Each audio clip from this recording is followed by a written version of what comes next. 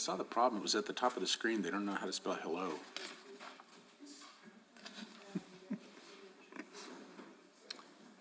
So it looks like we're on. It says live.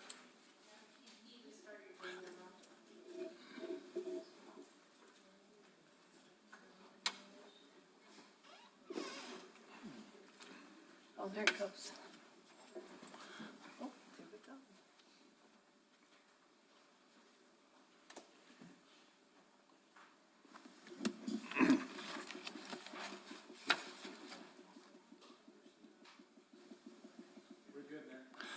Congratulations, Ron. Thank you. Whoa. And you, Yeah, we know. yes. Welcome, everybody, to the Village of Ruidoso regular council meeting. It's October 11th, and it's a little after 1 o'clock. If you'll stand with me, I'll ask Councilor Jackson for the invocation, and then we'll do the pledge. The Lord be with you. And also with you. Heavenly Father, we thank you for this beautiful day, those in attendance and those in our village and those with whom we govern, and those who've elected us to do just that. We pray that you allow our eyes to see the truth, our ears to hear it, and most importantly, our mouths to speak it, and be ever mindful of the needs and wants of others. Amen. Amen. Pledge. I pledge allegiance to the flag of the United States of America and to the republic for which it stands, one nation, under God, indivisible, with liberty and justice for all. I salute the flag of the state of New Mexico, the Zia symbol of perfect friendship among united cultures. All right, thank you, everybody. You may be seated. Could I get a roll call, please, Jenny? Mayor Crawford, Here. Councilor Eby, Here. Councilor Letterman, Here. Councilor Salas, Here. Councilor Hooker, Here. Councilor Coughlin, Here. Councilor Jackson. Here. Mayor, we have a quorum. All right, thank you, everybody. And if I could get a motion for the approval of today's agenda, giving the chair the ability to move the agenda around as seen. Fit? Mr. Mayor, I move that we approve the agenda as presented and allow the chair to move items for discussion as needs must. Okay. I want to go ahead and get the consent items moved on, and then we'll go ahead and move to some of you fine folks so you can get on with the rest of your day. Second. Roll call. Any other discussion? Oh, you're paying attention this morning, today. Thank you. It's that coffee. It is. Roll call, please. Yes, Councilor Luderman. Ms. Jackson. Jackson, aye. I'm sorry. Councilor Luderman, Aye. Councilor Eby. Aye. Councilor Hooker, Aye. Councilor Salas, Aye. Councilor Coughlin. Aye. I hope the rest of the program goes better. We seem a little rusty today. Item number 1 is approval of governing body minutes, September the 13th, 2022 regular meeting, October 4th, 2022 workshop meeting. Item number 2, approval of ratification of submission of a notice of interest for the Meander Drive Culvert Project to the New Mexico Department of Homeland Security and Emergency Management Mitigation Program with a total estimate project cost of $1,030,000, no cents. Item number 3 is the approval of ratification on submission of a notice of interest for the Gavilan Canyon Road culvert near Janet Drive project to the New Mexico Department of Homeland Security and Emergency Management Mitigation Program with the total estimate project cost of $530,000, no cents. Item number 4 is approval of ratification on submission of a notice of interest for the Warrior Drive Culvert Project to the New Mexico Department of Homeland Security and Emergency Management Mitigation Program with the total estimate project cost of $910,000, no cents. Item number 5 is approval of ratification on submission of a notice of interest for the Rio Ruidoso River Restoration Project to the New Mexico Department of Homeland Security and Emergency Management Mitigation Program with a total estimate project cost of $4 million, no cents. Item number 6 is approval of ratification on submission of a notice of interest for the North Grindstone Canyon Drive Bridge project to the New Mexico Department of Homeland Security and Emergency Management Mitigation Program with a total estimate project cost of $1,200,000, no cents. Item number 7 is approval of ratification on submission of a notice of interest for the Gavilan Canyon Road Road Bridge project to the New Mexico Department of Homeland Security and Emergency Management Mitigation Program with a total estimate project cost of $2,400,000, no cents. Item number 8, approval of award of RFP number 2023-002P to Sky Elements LLC for the drone light show services. Item number 9 is request to schedule a public hearing on November the 8th, 2022 for the appeal of revocation of conditional use case number CU 2020-0786 at 718 Carrizo Canyon Road, Ruidoso, New Mexico. Okay, can I get a motion? Mr. Mayor, I move to approve the consent agenda as presented. Second. Okay, any discussion? Okay, roll call, please, Jenny. I'm sorry, I didn't hear who was a second. I am. Okay. Counselor Jackson, Aye. Counselor Hooker, Aye. Counselor Eby, Aye. Counselor Letterman. Aye. Counselor Salas, Aye. and Counselor Coughlin. Aye. All right, thank you very much. I want to go ahead and skip over the public input at this point, and we'll come back to it. I want to go to mayoral reports and presentations, so we can get the gentleman in blue back to work here pretty quick. Item number 1 is introduction of new Village of Ruidoso employees. This is always nice, as short as it is on labor, and we're able to get some fine folks to go to work, do a great job. Derek Nail, maintenance worker, Parks and Rec, date of hire 8/22. Hello, Derek. Hey. Hi, How are you? Nice to meet you. Would you like to say anything? This is your opportunity, my friend. So far, I love you. So, just from where? Lubbock, Texas. Lubbock, Texas. Yes, sir. All right, well, we're glad to have you. So we're always here for you. Reach out to everybody in case you need something, but we're glad to have you. Hopefully you have a long tenure here. Thank you. Thank you very much. Albert Jackson, service maintenance worker, Bear Mass, 9/12/2022. I should have said Bear Mass. Hello, how are you? Are you new to town? Yes, sir. Where'd you move from? Texas. What part of Texas? We're all from Texas, my friend. Not all of us. Well, some of you from California, but We're we're not. working on that. And Kansas. John, well, we're glad to have you. Hopefully you enjoy your time here in the village. Did you have a hard time finding a place to live? No, you didn't. Well, good for you. Yeah, that's a good one, because that's one of our pet projects we're working around here is workforce housing, so we're working on that. So we're glad to have you. Thank He you. needs to be Welcome. promoted to supervisor. I mean, He's already found a place? he's already found a place. I mean, All right. Blaine Maldonado, firefighter. Hey, Blaine. Hello, Blaine. Good to see you. He's a regular. We know Blaine very well. Thank you guys. Glad to give back to my community and do what I can. I'm born and raised here, so it's good to be on the department. Good. We're glad to have you, Blaine. Good to see you. Brittany Montoya, she was originally hired as a temporary customer service rep, administrative assistant 2 for the airport and HR department, 9/26. Good to have you. Brittany. She's been around here. We're getting to know her pretty well, so she already knows everybody. But thanks for being here. You liking it so far? Yeah. Okay. All right. Hanson Ortega, custodian parks maintenance, 10/3/2022. All right, He's probably working. Lloyd Wayman, water distribution maintenance, 10/10. Glad to have you. Are you new to town? Lloyd. Yes, I am. Where are you from? California. California. Well, don't take any of the things I said about this guy. northern or southern? Up Sierra Nevada foothills. Oh, forget it. Okay. Okay. Nice. Well, we're glad to have you. I hope you Absolutely. enjoy your time here. Did you have any trouble finding a place to live? No, I bought one about a year ago, but just moved into it. Oh, okay, so you've been Nice. planning a while. All right, well, we're glad to have you. Diane Marino, telecommunications officer, Yay. 10/10. Good, very glad to have Yes, you very glad. here. I know that we're working a lot on that department, and we're glad to have you in that. That's an important position. All of them are, but you're our first responder, so glad to have you here. And so are you new to the area? Yes. Where'd you come from? Sunland Park. Nice. Oh, good. Well, we're glad to have you come this way. Thank you. You bet. If there's something we can Welcome. do, let us know. Thank you. Levi Rye. Over there. You know, you look like a Levi. Cowboy hat and everything, man. Patrol officer, data hire 10/10. Where'd you come from? Seriously, I've been in the area for about 3 years now. Have you? Well, we're glad to have you. Oh, This ain't looking like the accounting deal I was supposed to be doing. The county, Mayor, council, Ron and I do meet and greets all the new hires. So one of the things that we do is when they come on, we say, thanks for applying for the accounting position. Can you tell us a little bit about your accounting experience?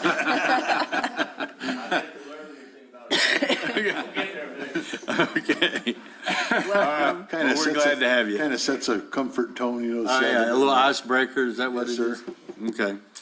All right, then also we have promotions. Richard Butler, promoted from water distribution to Ruidoso wastewater treatment maintenance tech, 1010. Nice. Congratulations, thank you. Congratulations. I always like it when you guys, water department is our unsung heroes, isn't that right, Marty? That's right. They're always the ones that people call and my water's out or there's something going on. Those guys work all the hours. And so we appreciate that department a lot. All weather. Absolutely. All weather. Yeah. Jared Stumpf, promoted from heavy equipment operator to water wastewater foreman as of 10/10. Congratulations. Thank you. Well, I didn't give you guys a chance to say anything. Do you want to say anything? Not really? Okay, just happy to be here. Well, we're glad you're here. Employee of the quarter, this is something that we always look to, that we get comments from the public, other coworkers and things like that, because we really like to acknowledge people not only doing their job, but doing more than their job with a smile on their face and being helpful. So this month, employee of the quarter is Ryan Blanchard of the street department. And he was sick. So we have a lovely gift certificate and a fancy little plaque for the employee of the quarter. So we'll have to get that to Ryan, but we appreciate him. Yeah, it says right here in red, he's out sick. Nice, man. Ryan became a foreman for the street department just before this quarter started, and he's been a tremendous asset. Ryan is always making himself available in emergency situations and has worked more hours than anyone in the department this quarter. You can always count on him to get the job done. Ryan has managed all the paperwork that comes with both the foreman and supervisor positions. Ryan has excellent leadership and people skills and works well with our staff. Most importantly, Ryan is the reason I come to work every day with a smile on my face. Congratulations, Ryan. Who wrote this? I want to see that smile. That's what I want. Adam wrote it. Adam, is Adam in it? Nice. How moving, Adam. Thank you. But it's nice to see when people step up to manager positions, foreman positions, because it takes on other than just your hourly, just doing your job. And you know people in here that are management. It takes a lot not only to motivate yourself, but to motivate others and make it a nice work environment. So good writing. I know you didn't write that. But thank you to Ryan. Tell him that we really appreciate him.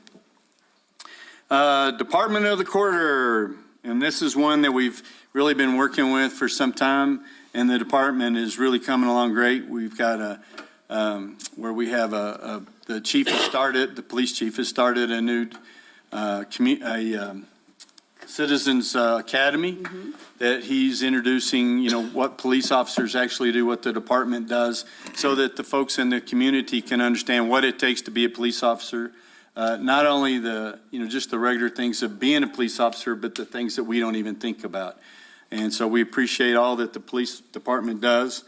It has a hand in every event that we do. And if anybody's been around this summer, we have had a tremendous amount of events, festivals, something every week. So they're in there with traffic, maintaining all the different things that we do, helping with the community. A lot of times the police officers, the only time they meet with the public when it's really the worst time in your life. Right. There's an emergency, there's some kind of something going on in your home. And so these are the guys that take the extra time, the extra training to do what it takes to get it done. All the officers and supervisors interact with the public in a professional and courteous manner to assist and keep the village of Ruidoso citizens and visitors safe. The employees of the department worked together very well in the recent Aspen Fest parade to organize and direct traffic. They work with the other agencies and departments to establish traffic control and have everyone pitch in to help. The department goes above and beyond to provide the RPD Citizens Academy with members of the public are provided basics of every aspect of the department. The police department represents our community well and we were very thankful to have each and every one of them. So congratulations, guys, for being Department of the Court. Yes.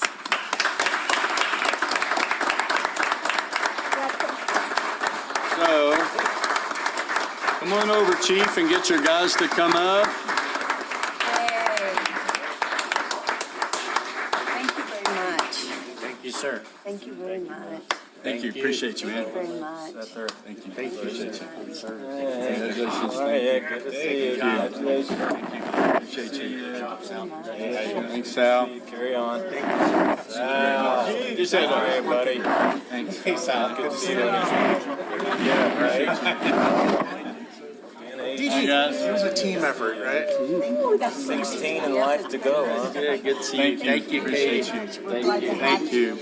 Appreciate it. We're just getting started and you're already there. I wave every time I go by. Congratulations, Chief, for all the work. Well, for a minute, I thought y'all were just circling around. I said, Thank you, Bobby, appreciate it. Good times. Yeah, you bet. The best for last, huh? Okay, so we got your certificate. Is somebody going to get a picture of this? Yes.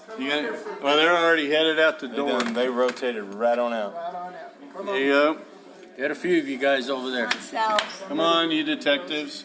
So these guys take care of everything from police reports to some of the things that you've heard about in the news, more serious things. A lot of them, you know, you don't hear about the things that they're working on, but it's not always the most wonderful thing that these guys have to put up with. Unless you're Sal, everybody sees Sal out. He's the reason we have the traffic problem in front of the school.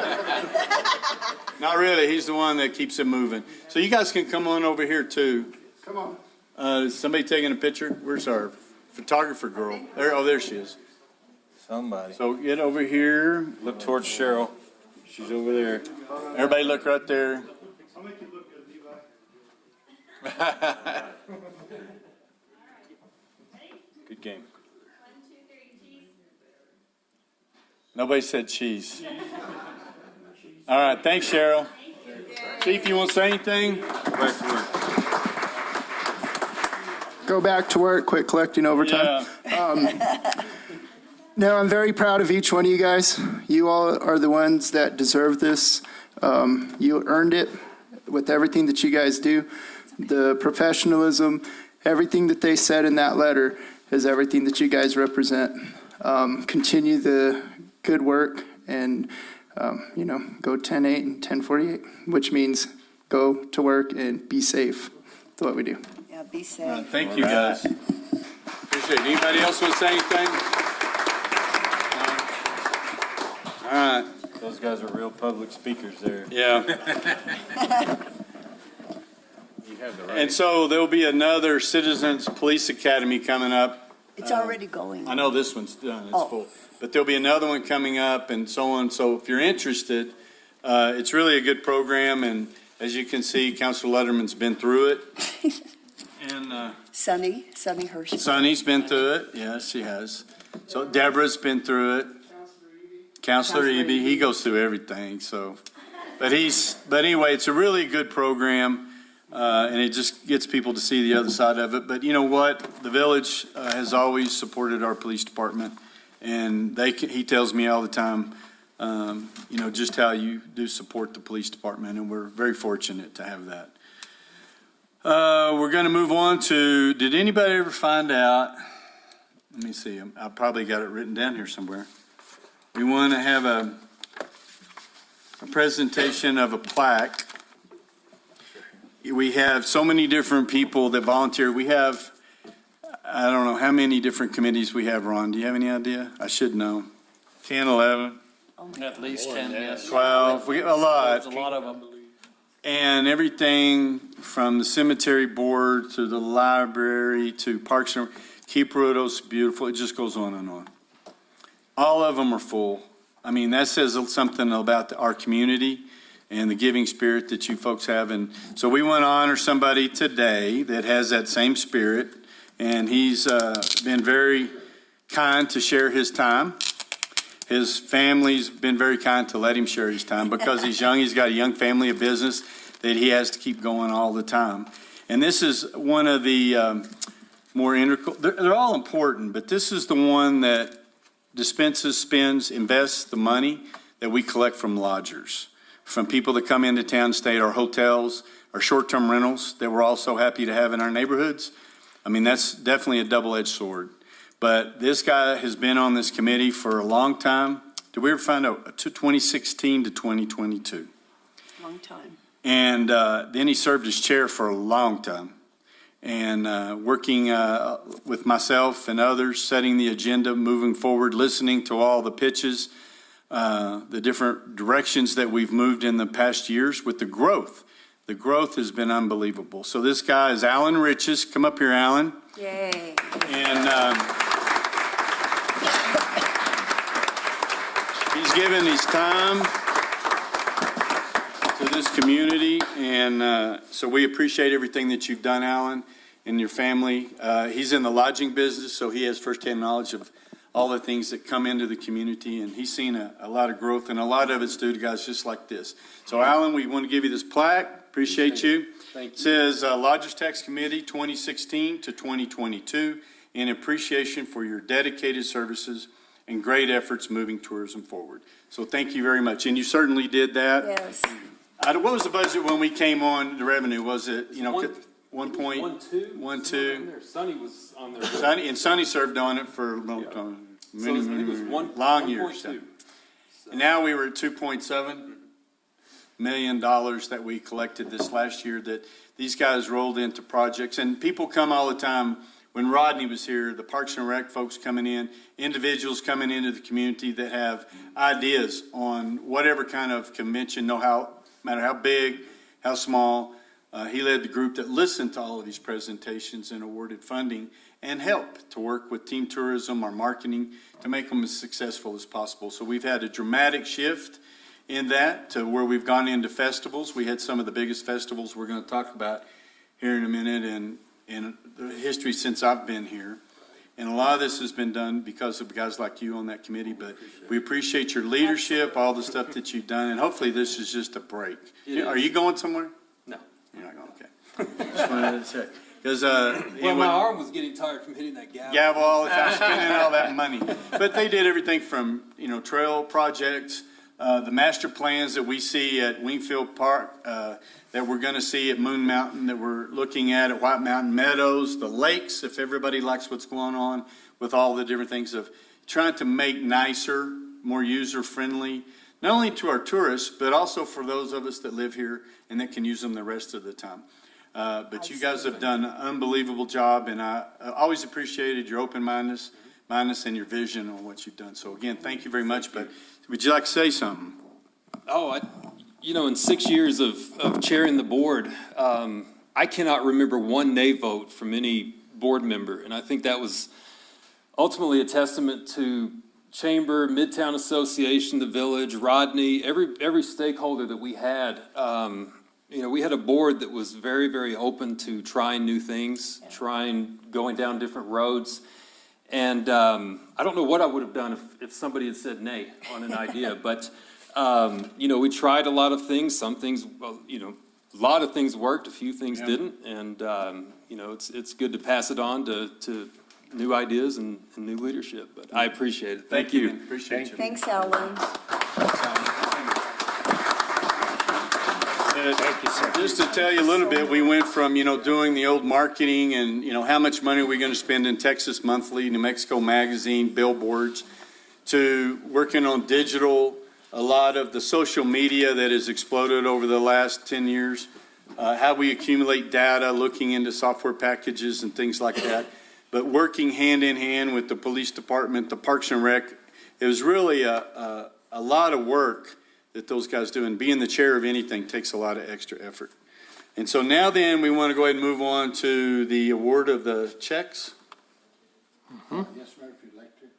We'll go ahead and do that so you guys can go.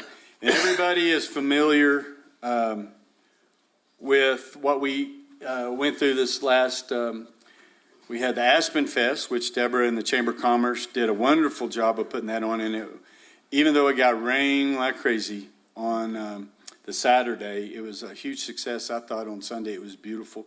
A lot of your vendors and everyone stuck it out. The music was great.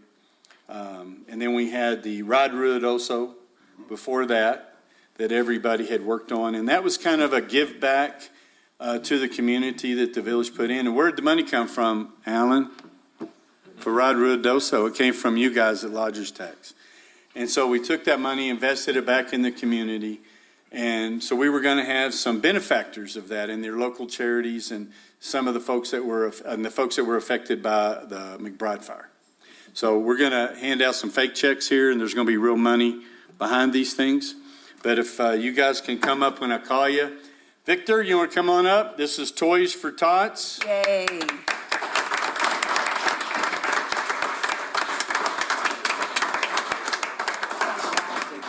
And thank you, Victor. Thank you. Appreciate you. One of the things he was talking about with the Toys for Tots is that he's the only one around here anymore. I mean, Otero County doesn't have one anymore. Is that right? Otero County, that was last year, was their last year. Yeah. So what that means, he's going to have a lot more kids looking for toys. Right. Obviously, during the whole COVID thing and everything, numbers jumped dramatically. I mean, we used to do 2,500, 600 kids. During the whole COVID crisis and everything that happened, our numbers jumped over 5,000 kids in the last two campaigns that we did. And we do a big drive here in Lincoln County. I took over Toys for Tots Muscalero 7 years ago from Otero County. It just kind of dwindled, so I kind of took it over. So we do ours here and do the drive and everything here, and then we go do a drive and do everything down in Muscalero. Who would have known that you see 680 cars drive through in Muscalero getting toys for kids? We're like, where do these kids come from? And there's a little story. One time we were doing it in their gym before COVID, and president back then, Gabe, came up to me and he goes, "Hey Vic, I think we're gonna run out of toys." I go, "Man, Gabe, I don't know, man." But I looked out and went out to the parking lot, and there was still a line of people coming in. I was like, "Gabe, you know what? This big Marine, the guy that was here helping me," I go, "See this guy? He's going to run block for me. I know I'm getting out of here. I don't know about you, but we're not going to run out of toys." We never run out of toys. We always have stuff roll over. We were able to do, during the McBride fire, we were able to set up shop over at Backcountry Attitudes, where we put out all our toys.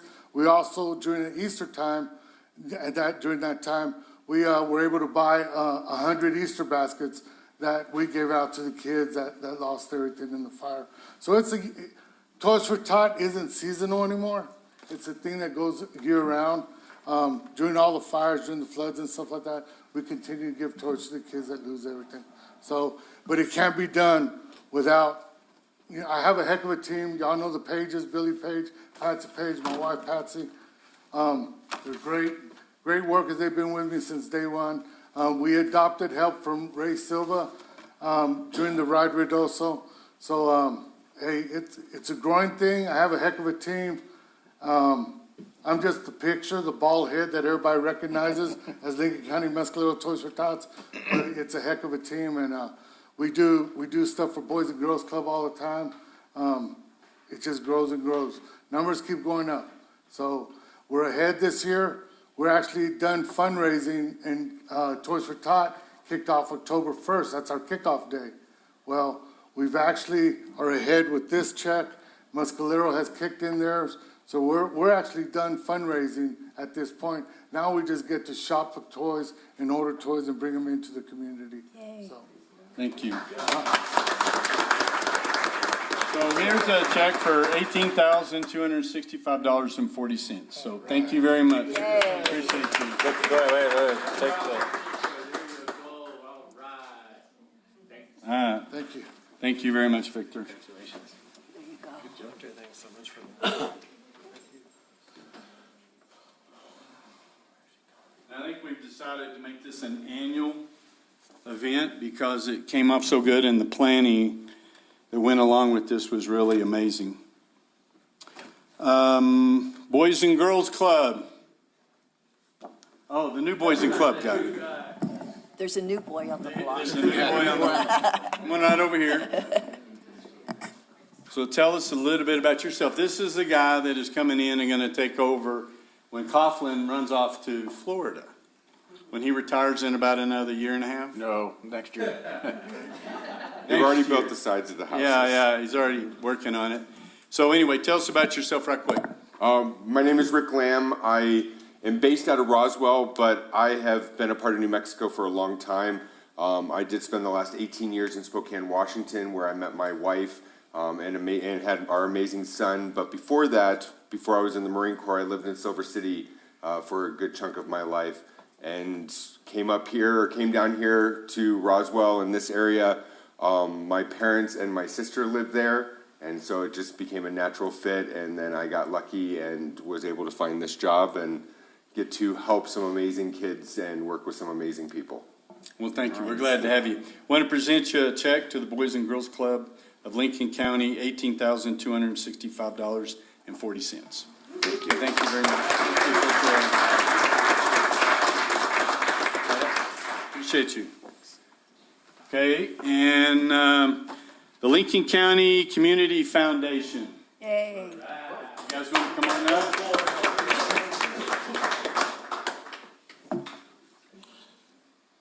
Roger, thank you, buddy. Good to see you. Thanks for having Does everybody know everybody here? Go ahead and introduce yourself, Rocker and Sonny. I'm Riker Davis and Sonny Hirschfeld. Crystal Cifuentes. I'm Leroy Smith. Everybody knows Leroy Smith. He's the only one that's on every board in the community. Crystal works out at the track.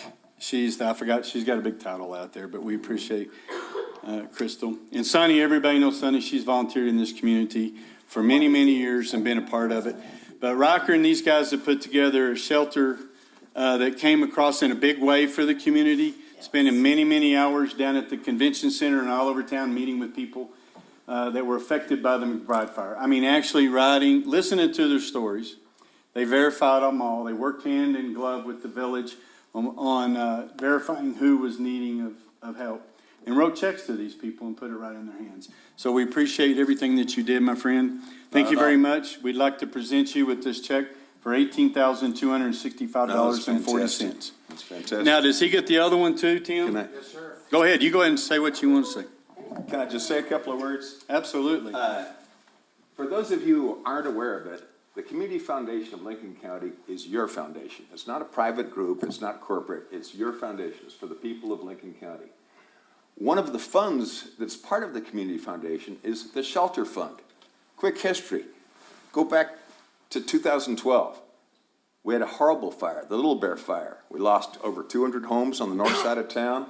We had an anonymous benefactor who lived in Upper Canyon, who no longer even lives here, kicked $25,000 or $30,000 into a bucket saying, I want to take care of people in the case of, on their primary residence in the case of flood or fire.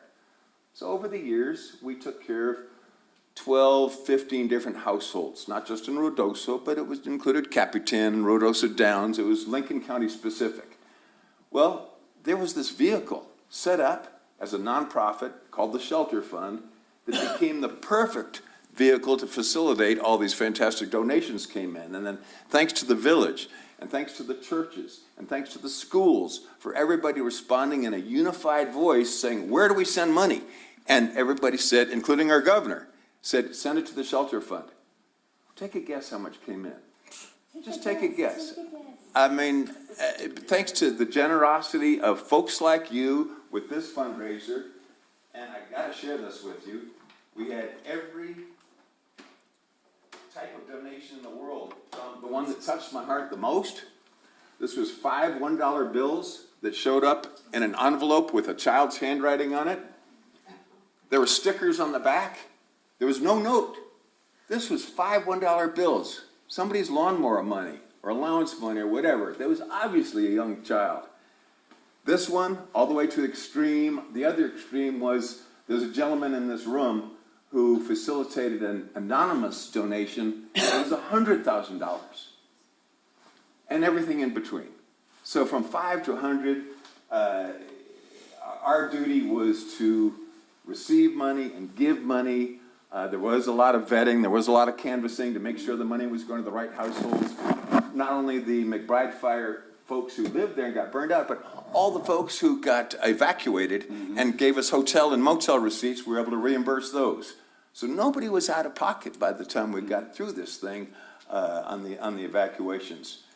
Anyway, the shelter fund is there for us. We're so lucky as a community to have this, and we're the envy of many communities up north. I talked to my compadres up north in Las Vegas. There's a community foundation in Santa Fe and Albuquerque, and they're telling me, well, I say, where's the money go? Well, you know, Red Cross has a little of this, and these churches have a little of this. I mean, we rocked it. It was just fantastic that all of this came. We didn't keep one penny, mind you. I want to make sure everything knows we usually have a fee that's incurred with one of our fund partners. That was waived. It's still waived. So I thank you on behalf, number one, of the McBride fire victims, because they're the ones who are truly benefiting from this, from your generosity and the whole community's generosity that rallied for this effort. I thank you on behalf of my fellow board members who did a lot of work. Consider joining us. We're not a private organization. We rotate in and out. We are a volunteer board. And I thank you for the shelter fund, which is not our fund, it's your fund. And Well, did we ever find out how much money Yeah, how we much? didn't Oh, get? did we ever guess? No, I mean, Okay. I think I know, but I'm not gonna say. All right, I blew it, but of course it's more than $100,000 because we got one check for $100,000. We raised over $600,000. Gosh, woo! Thank you.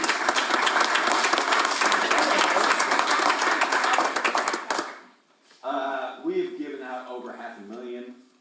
This check, and we'll probably wind down our McBride-specific funding. We'll probably get to that sometime in the month of November. But know that this shelter fund is there for our community. This is for not somebody with a second home. That was part of the mission of the original fund, is it's for primary residents. It doesn't matter how fancy or humble. Doesn't matter if you have insurance or you don't have insurance. It's to get somebody immediate relief. We took such pride in the fact that we got $1,000 checks into the hands of over 65, over 70 households within 6 days of that fire. More money came in. We wrote checks for $2,500 to those same households. More money came in. We wrote $5,000 checks to those same households. More money came in. We wrote $2,000 checks about a month ago. And this will make the last round of funding. There'll be Well, I 5 mean, rounds of funding for these folks. Some personal stories I heard were like people that got their electricity was burned up, you know, their pole and whatever, and so the electrical was restored to the road, but yet they couldn't get it to their home. It was going to cost like $2,900 or something like that. There was no funding mechanism at the time. FEMA was showing up and telling us what they weren't going to pay for, but you know, it was slow to get there. These guys wrote a check to those folks so that they could go ahead and get electrical. We also have another check to the Lincoln County Community Foundation Shelter Fund for $18,265.40. So there's another Beautiful. one up there. So Thank you you again, very much. Michael. Now, where does the Housing Trust Fund go? Todd, oh, okay, okay, everybody get it. Okay. So you take new volunteers to on your board and they get a snazzy vest? That's right. Thank you. All right. But appreciate you guys so much for all that you guys have done.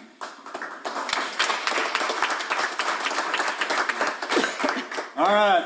Todd runs he's the chairman. Speaking of chairman, everybody knows Todd Overview from the hospital, and he's used to be daily, or weekly, then bi-weekly reports on COVID and all the things that We don't want to talk. We don't talk about that anymore. But he always does a great job, and so he's been on our housing community board where we've worked on workforce housing, and he's got 2 or 3 different projects we've been working on. Never giving up, pushing forward, keeping people motivated, and we finally have our first development going on over here off Meacham, over behind the Dollar General, and so that's our first work into that. A lot of planning, a lot of obstacles with rain, but I appreciate everything that you've done, Todd. Sometimes it wasn't a very popular position. Occasionally. Not in my backyard. It's tattooed on his fanny. Show him. It's right there. Not in my backyard. But to the Ruidosa Housing Trust Fund is $18,265. Yay. Thank you very much. I appreciate it. Thank you. Another fine example. Do you want to say something, Todd? Well, just thank you to the village employees and staff, and then the council for the support, because the reality is a lot of the work we might opinionate up here in our position, but the truth is the staff, Samantha's staff and those guys, they're the ones who really kind of get this thing done, and Tim's staff. So just really appreciate them making that happen. Thank you. So, Appreciate thank what you do. Thank Thanks, you very much. Todd. All right, and then we want to call up the chamber. Leroy, you coming again? You got a new vest for this one? You get a vest with every committee you serve on? All right. And so the Chamber, the Ruidoso Valley Chamber of Commerce, the Aspen Fest put on a great event, even when it was cold and rainy, and these guys were out there working their hind ends off. Even had the husbands, the spouses, and everybody out there, but you always do a great job. Thank you. The parade was a big hit. Yes, it was. And everything that you guys do. So we've got $18,000 for you guys. So thank Okay. you very much. Thank you. Appreciate you.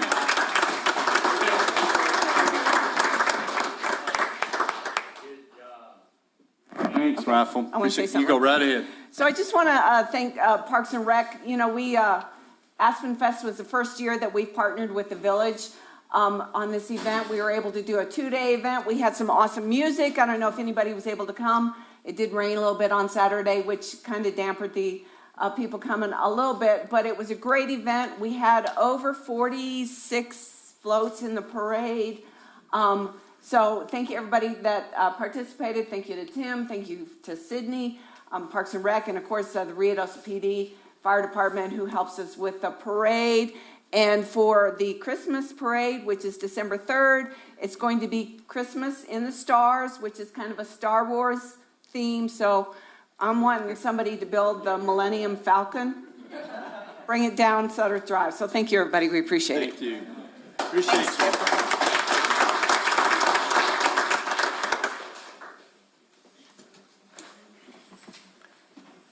That's fun giving money. Oh, yeah, that was awesome. But again, keep in mind, all that money that was just given away was made possible by you, the public, the people that participated. We had online ticket sales. Do you remember, what was the total amount that we accumulated? For Ride Ruidoso, over $100,000. Over $100,000, and so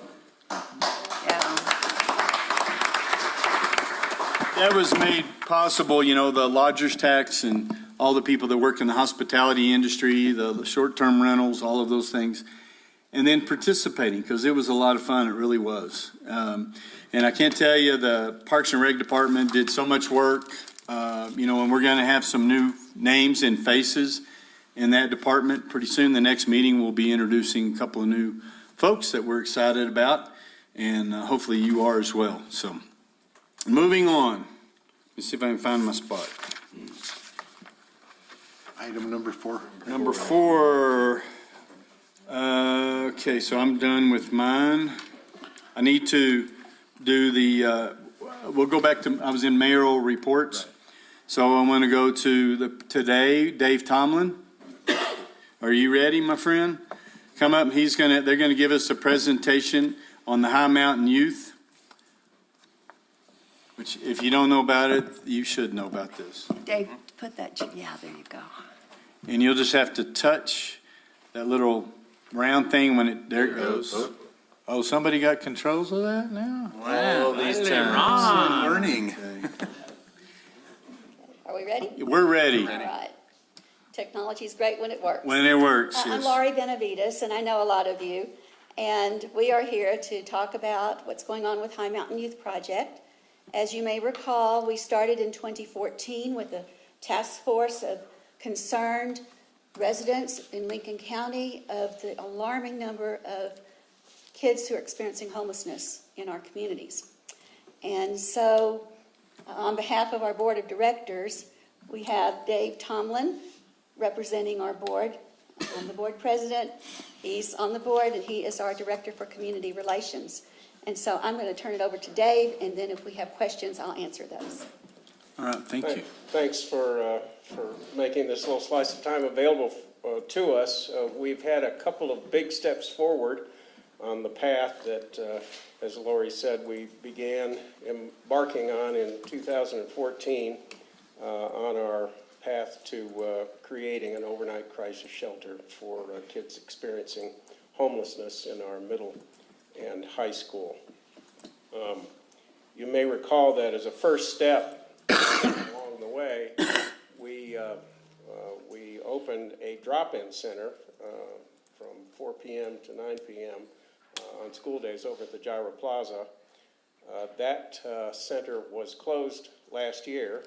We terminated our lease there because we have bought a new property which is at 637 Sutterth Drive.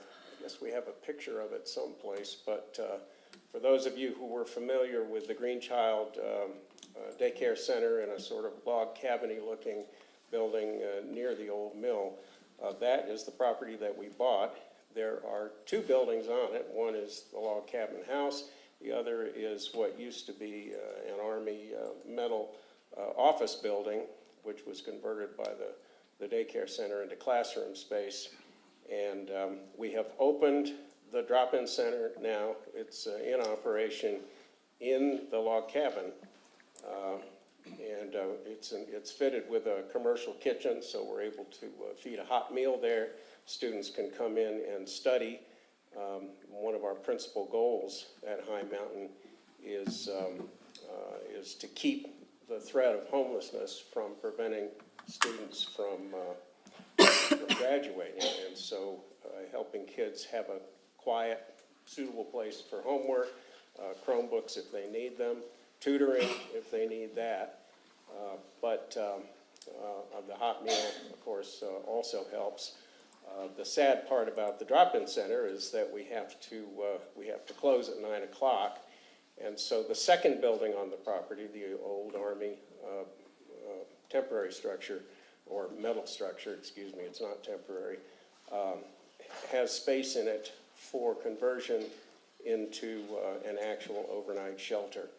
And the second piece of news that we have for you is that we now have begun a capital fund campaign and also planning for the conversion of that structure into a shelter that can house up to 14 students. We're a little out of order on our slides here. The slide you're looking at now will give you an idea of the extent of the problem that we're trying to address. You'll see there's a big jump in the number of students identified by the school district as housing insecure. That's because we now are including middle school along with the high school totals. But in any event, the planning for the conversion of that metal building into a dormitory is well underway. And we have an architectural firm in Roswell developing construction documents, and we are planning our budget for 2023 on the assumption that by August the 1st of next year, we may be opening that building to students for overnight stays. On that note, Dave, how many beds or rooms? There are, I'm sorry that there it is. You can see that on the left-hand side of that drawing, there are six rooms. Okay. Those are each double occupancy. And then there is a seventh room that's ADA compliant on the other side. So a total of 14, that will be the maximum capacity. There's also a snack area. The students who live here will eat their regular meals out of the commercial kitchen that we now have in the log cabin structure, but there's a snack area for them there as well. Again, August 1st is the date that we are tentatively budgeting for next year, when we will go from operating the drop-in center to actually inviting students in. I'm sorry Todd Oberhue left. That basketball court that you see on the back patio next to what will be the dormitory was built and installed by Todd Oberhue's son Ty as part of his Eagle Scout project. So it's clear that civic engagement and generosity run in that family. We'd be pleased to answer any questions that you may have. I know your time is limited, but those are basically the two bits of news that we wanted to bring to the council. Mayor. Go right ahead, Susan. Hi, Dave. It's nice to see you. I was just wondering, so how long do you, how long can these kids stay there? They can stay there at the crisis, it's the Yes. 24-hour youth crisis shelter up to 90 days. Oh, okay. Okay, and then they're reevaluated if they need a longer stay, or if we've been able to get them somewhere where they are in some transitional type of housing or reunified with their family if it's Right. appropriate. So, and we will be licensed by CYFD as a children's crisis shelter. So we'll be serving youth ages 13 through 17 through the crisis shelter program, those that can stay overnight.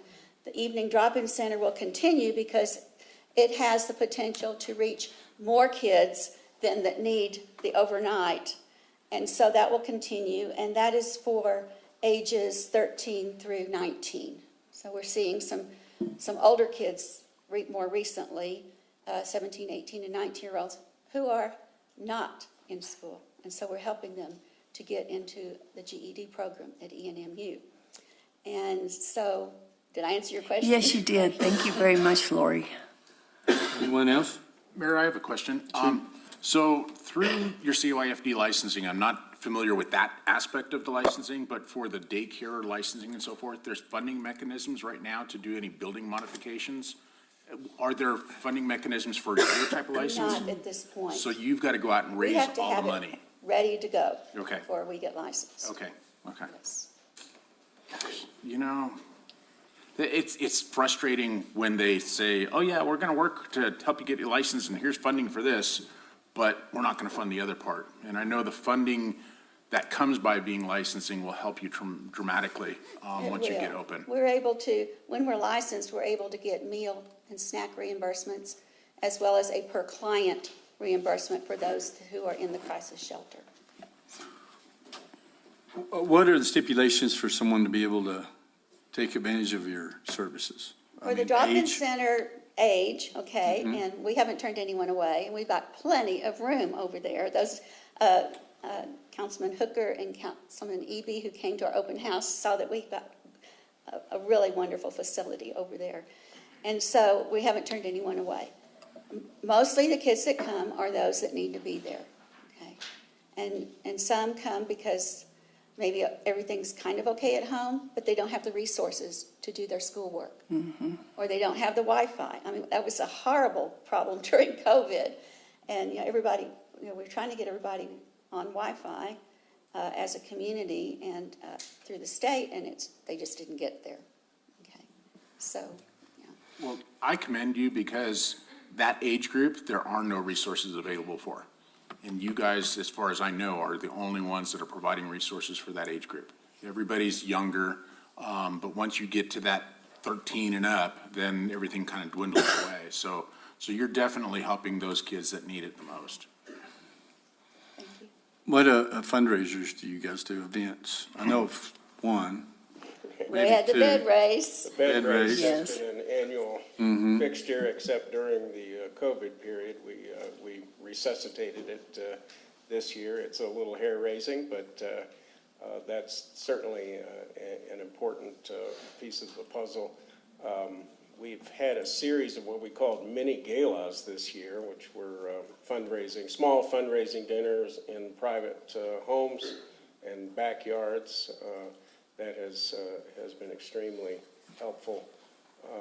And we do have a grants committee, which is always on the lookout. And certainly if you are aware of funding sources that we may not have tapped, let us know. But local grants and donations, some major donations, are going to be part of the puzzle. But when it's time to operate the overnight shelter, certainly CYFD and other state and federal funding sources are going to be essential. Is it all volunteer on your behalf? It's volunteer now, but when the crisis shelter actually opens, there will be a professional staff, full-time, several of them.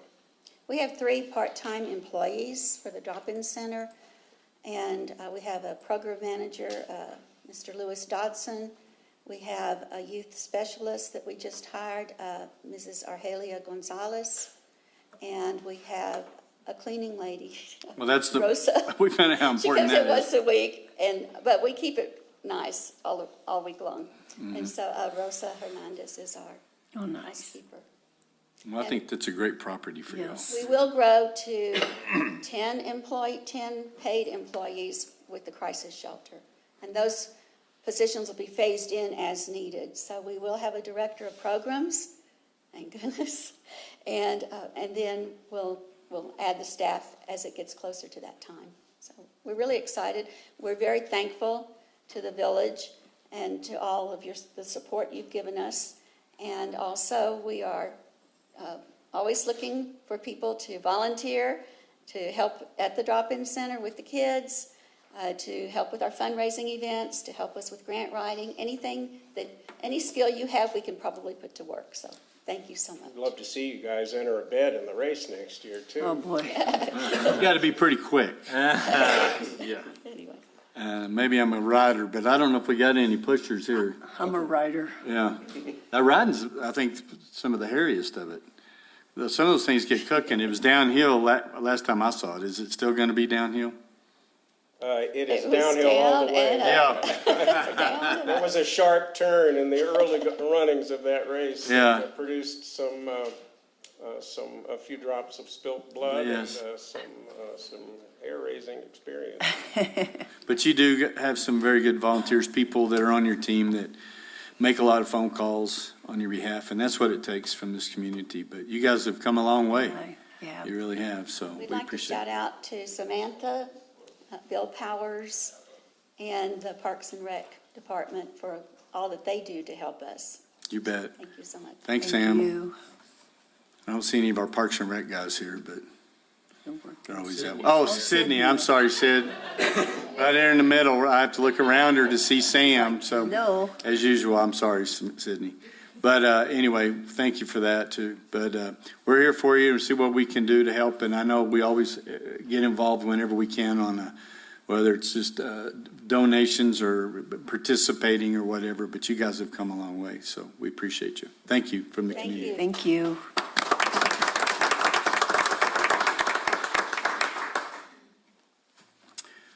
Okay, we'll have a proclamation shortly for Keith Sutherland, if y'all don't know. No, Keith Johnson. Oh, what did I say?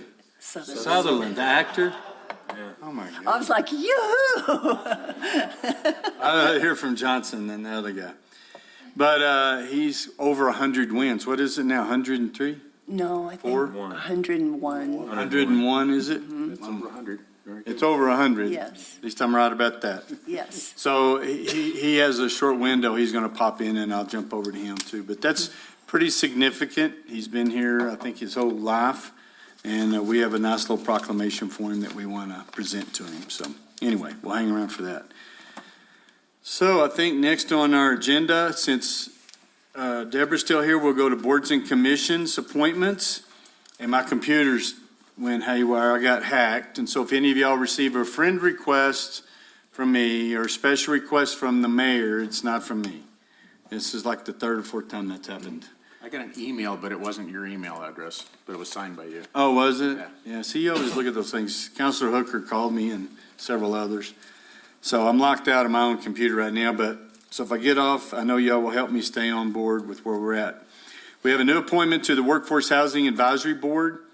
We had the departure of Becky Brooks, everybody knows Becky, was on, just like Sonny, on every committee since before I got here.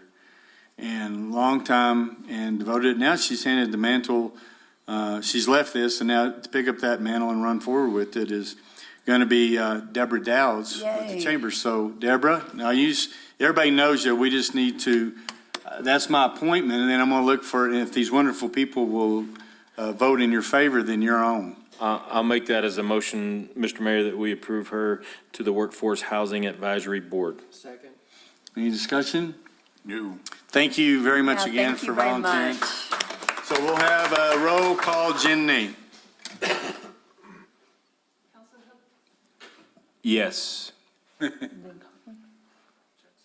Counselor Jackson? Aye. Counselor Eby? Aye. Counselor Luderman? Aye. Counselor Salas? Aye. And Counselor Coughlin? Aye. All right. Thank you, Deborah. We appreciate you very much. Thanks a lot, Deborah. Anyway, and that's one that's caught some speed, some momentum. So I think You're getting on it at a good time. We're excited about it. We'll go ahead and move on to the, Is there any public input? Yeah. the what? Public input. Back to the input, Yes, public sir. input. Do we have anybody sign up? Do we have the list anywhere? Mayor, I apologize. I failed to put out that list to sign up, so I do have a sheet here of everybody that signed in. Okay. Does anybody have any public input that they would like to speak to? Oh, Bill does. What? Bill Hall. Oh, Bill.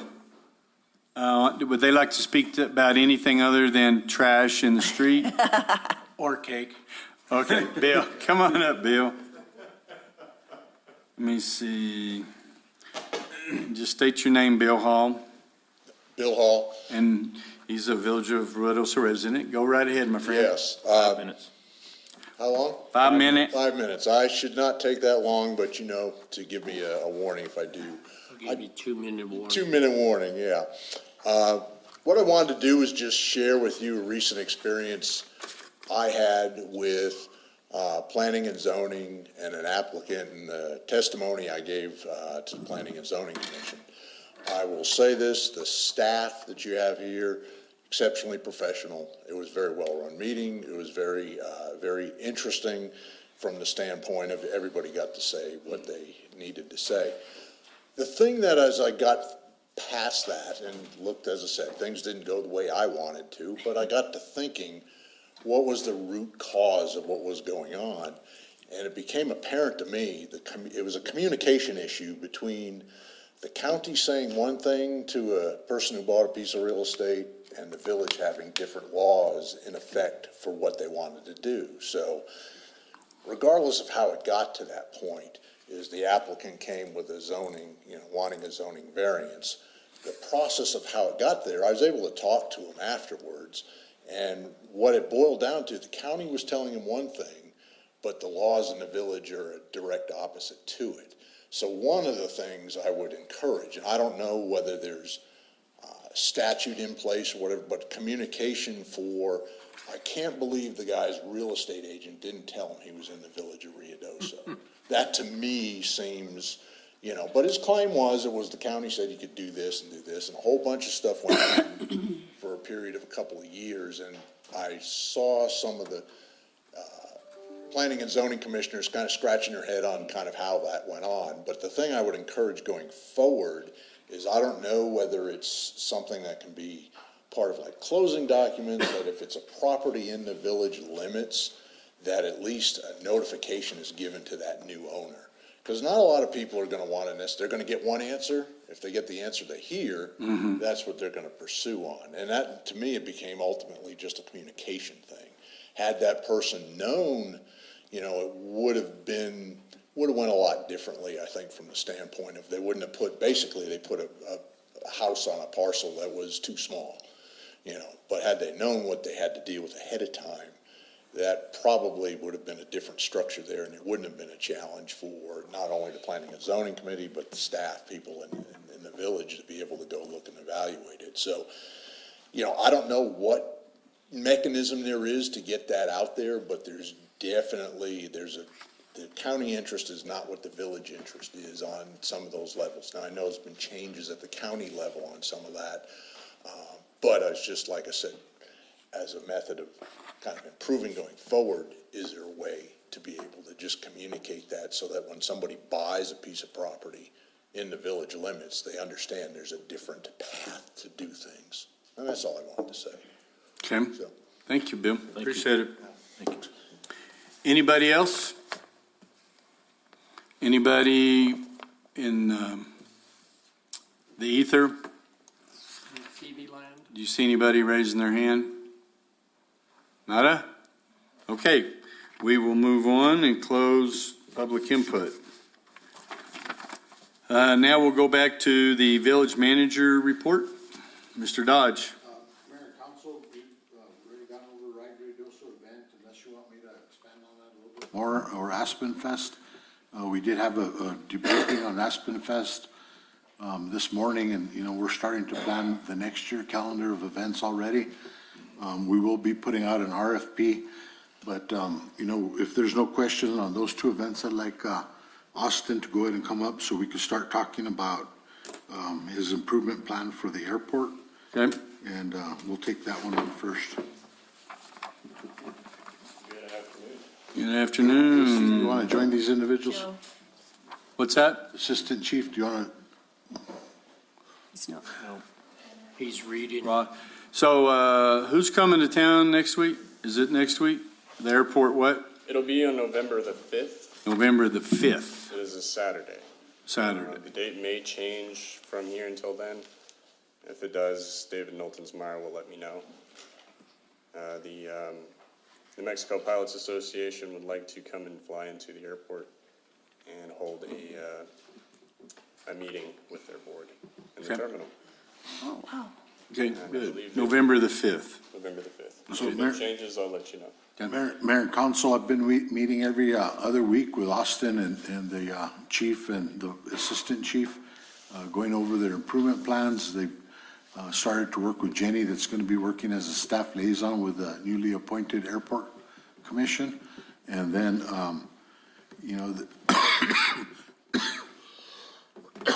excuse me, they do have a meeting set up where they're going to be working through this improvement plan process to address and improve things there at the airport. So Austin, you want to give the council an update?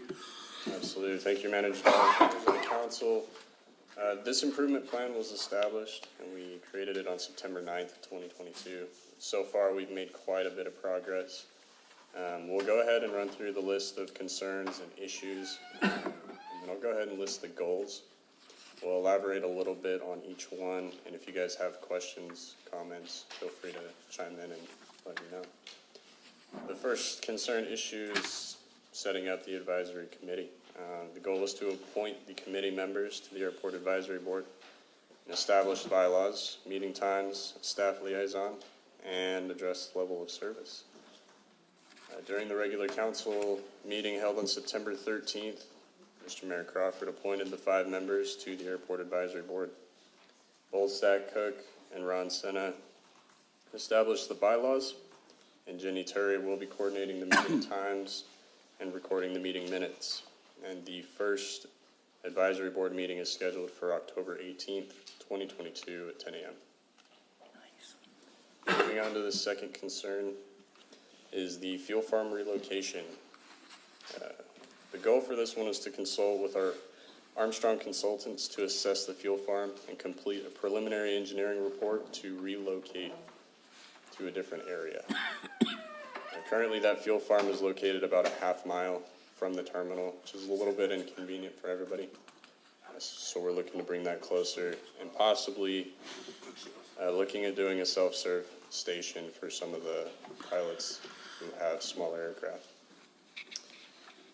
So far, we've met with Armstrong Consultants and expressed our concerns with the fuel farm.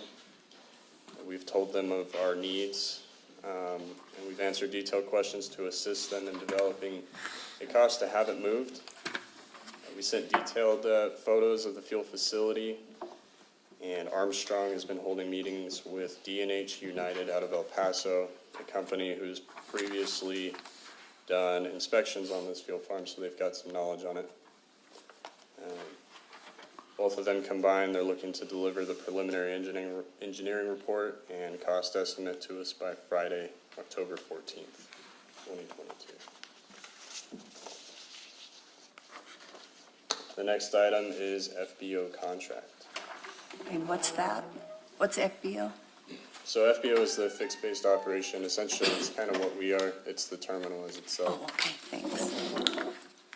So the goal for this one is to develop an RFP for scope of work with purchasing, to develop procurement, to access possibilities of contracting out the SBRA fueling operations. And SBRA is Sierra Blanca Regional Airport. I've discussed this airport improvement plan with Andrea. We've also spoken to Chris Stella Armio. And I believe Chris is going to be the person that we're going to be working with closely to get these RFPs out. I did meet with Andrea yesterday to get some literature on understanding the RFPs and how I can facilitate as much information as I can to get those out. So those will be going out very soon. The next concern issue is fuel pricing. Our goal for this one is to obtain policies, procedures for setting up fuel prices and compare them to surrounding airports and evaluate the competition. Started developing the IPRA request back in September 17th. We had items on this IPRA request such as airport fee structures, hangar land leases, T-hangars, sunshades, tie-downs, fuel prices, all the detailed information that we can use to be a little bit more competitive. After review and approval, the letter was sent out on September 20th, and we've been receiving information from Verzozo, Farmington, Las Vegas, Santa Fe, Clovis, and I received some information from the Albuquerque Sunport and Double Eagle this morning. I'll be in close conversation with them to get very detailed information from them. Nice. The next concern issue is going to be level of service.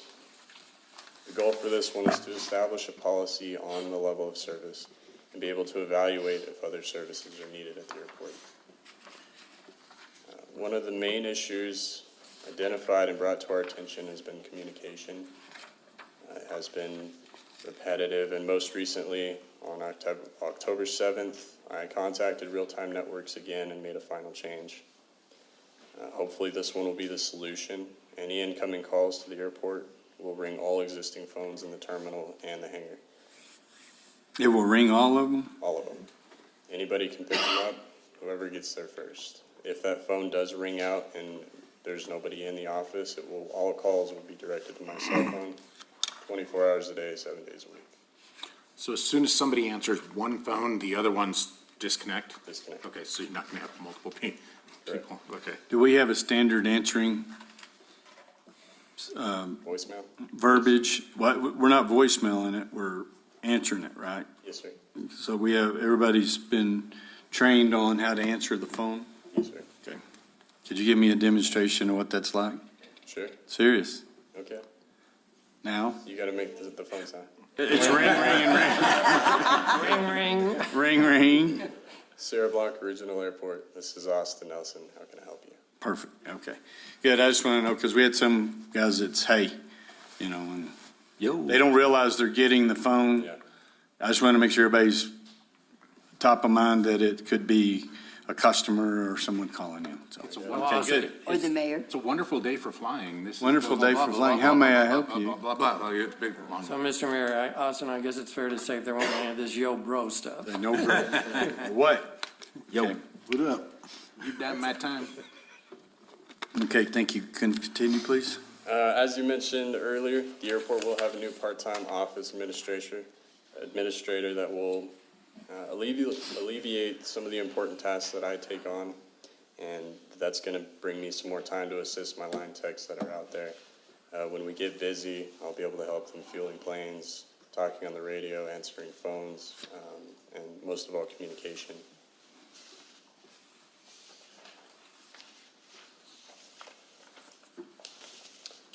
Move on to the next one, concern issue, policy to handle gratuities. So the goal for this one is to develop a policy to handle gratuities received by employees from valet and baggage handling services. This is something that we do often as part of our customer service. We try to help everybody as much as possible. We do understand through discussions that taking gratuities is not something that we do as public officials. Employees will be required to review this policy and sign an acknowledgement form. Employees will be trained on respectfully denying gratuities. When customers are persistent in leaving gratuities, employees will be trained on receiving it as a donation. Any donations that are made will be entered through our Appfill Hub, which is our cashiering service, and it will be ran as a cash transaction. The receipt that's printed from this will be annotated with a description and signature by the receiving employee, and all cash transactions will be taken by the office administrators and delivered to Village Hall daily by 4 p.m. Employees not following the terms and conditions of the policy will be brought to the attention through chain of command.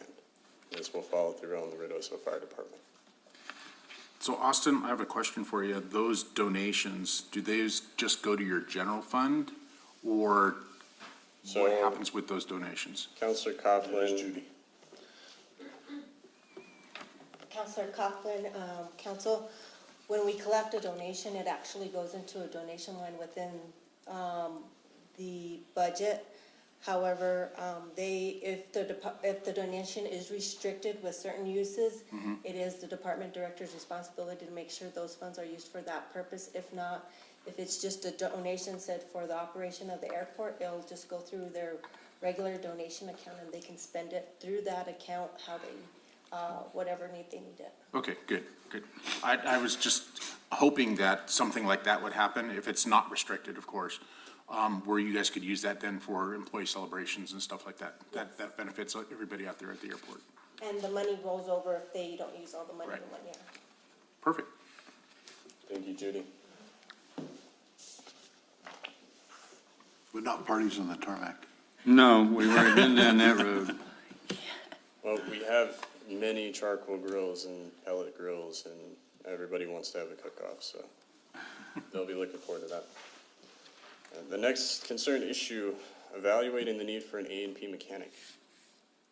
There's going to be 2 on this one, and better usage of the main hangar space that's connected to the terminal. Goal number 1 is to develop the RFP scope of work to determine if a mechanic can be attracted to work out of the main hangar to service planes. Goal number 2 will be to contact the individual or the lessor and discuss the airport's intentions on using this space more effectively. Currently, it is an extensive process for our locally based customers to have maintenance done on their aircraft.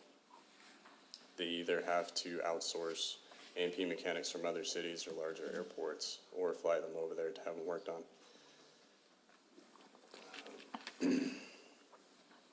I've had 2 A&P certified mechanics stop by the terminal within the last week, so I know that the interest is there. And the new board that you're gonna meet, those guys have some names too. Some. Mr. Mayor, Austin, help me understand. So these mechanics are certified for different planes in terms of their field of expertise? Correct, yes, sir. And one of the individuals that came and visited me, he actually owns his own company, and he's got different mechanic businesses operating out of different fields across the country. So basically, we're not talking about hiring a mechanic, we're talking about private-public partnership like what we've done in other areas to attract someone. Leasing space at the airport. Yes, leasing it. For them to do that work. Oh, good. Thank you. It would be ideal for an A&P mechanic to be based in the main hangar. In order to do so, we do need to make room. The lessor that is currently occupying the hangar has been there for over 10 years. The plane is not functional, and it has not moved in quite some time. Together, me and Zach Cook developed a letter giving a 30-day notice of lease termination. That way, we'll be able to utilize 100% of the hangar come November 7th.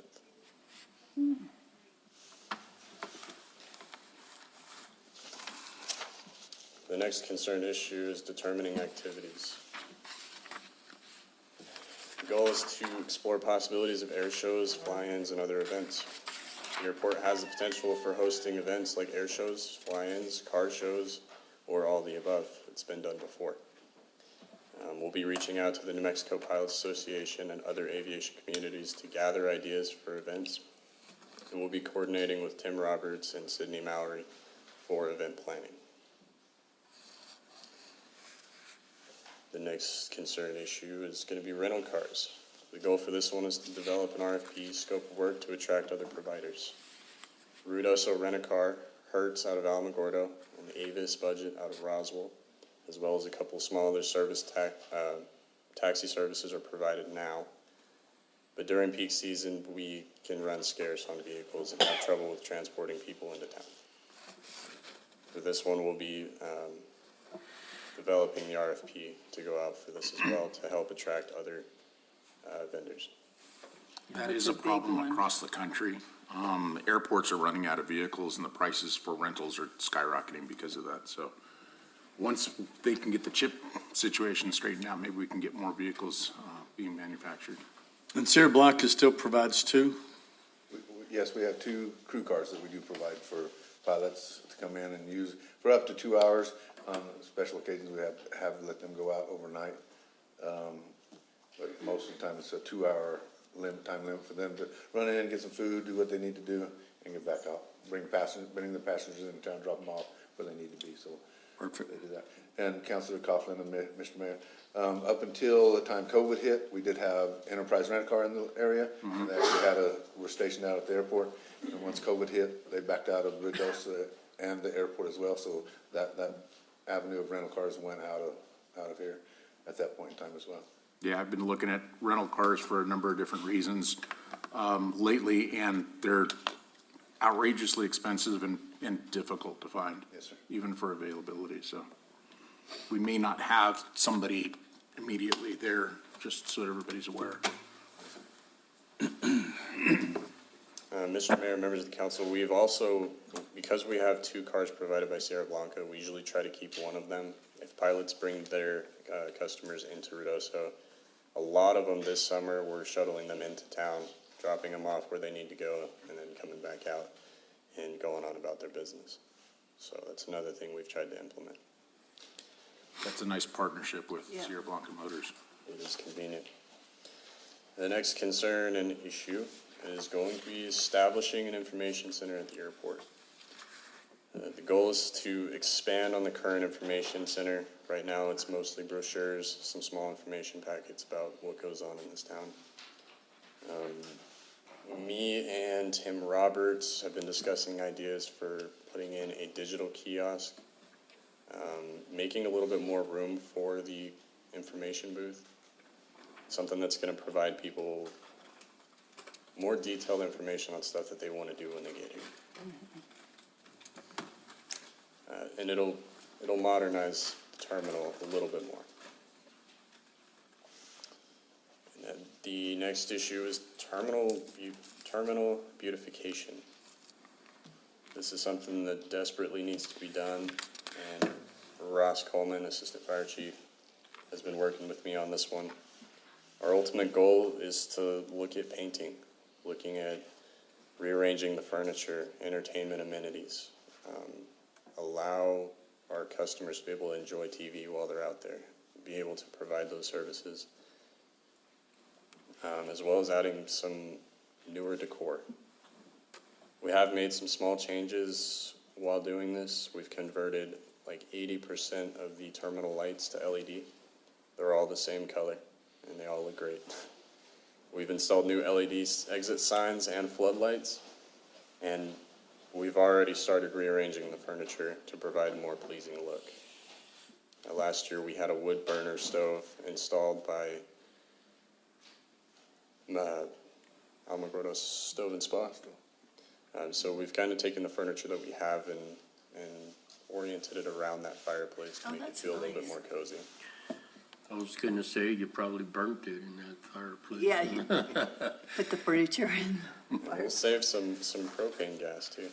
Yeah. One other thing on the beautification, the terminal beautification and renovations, it is within, I believe, 3 to 4 years on our ICIP through the FAA to help do a remodel on the terminal building as well.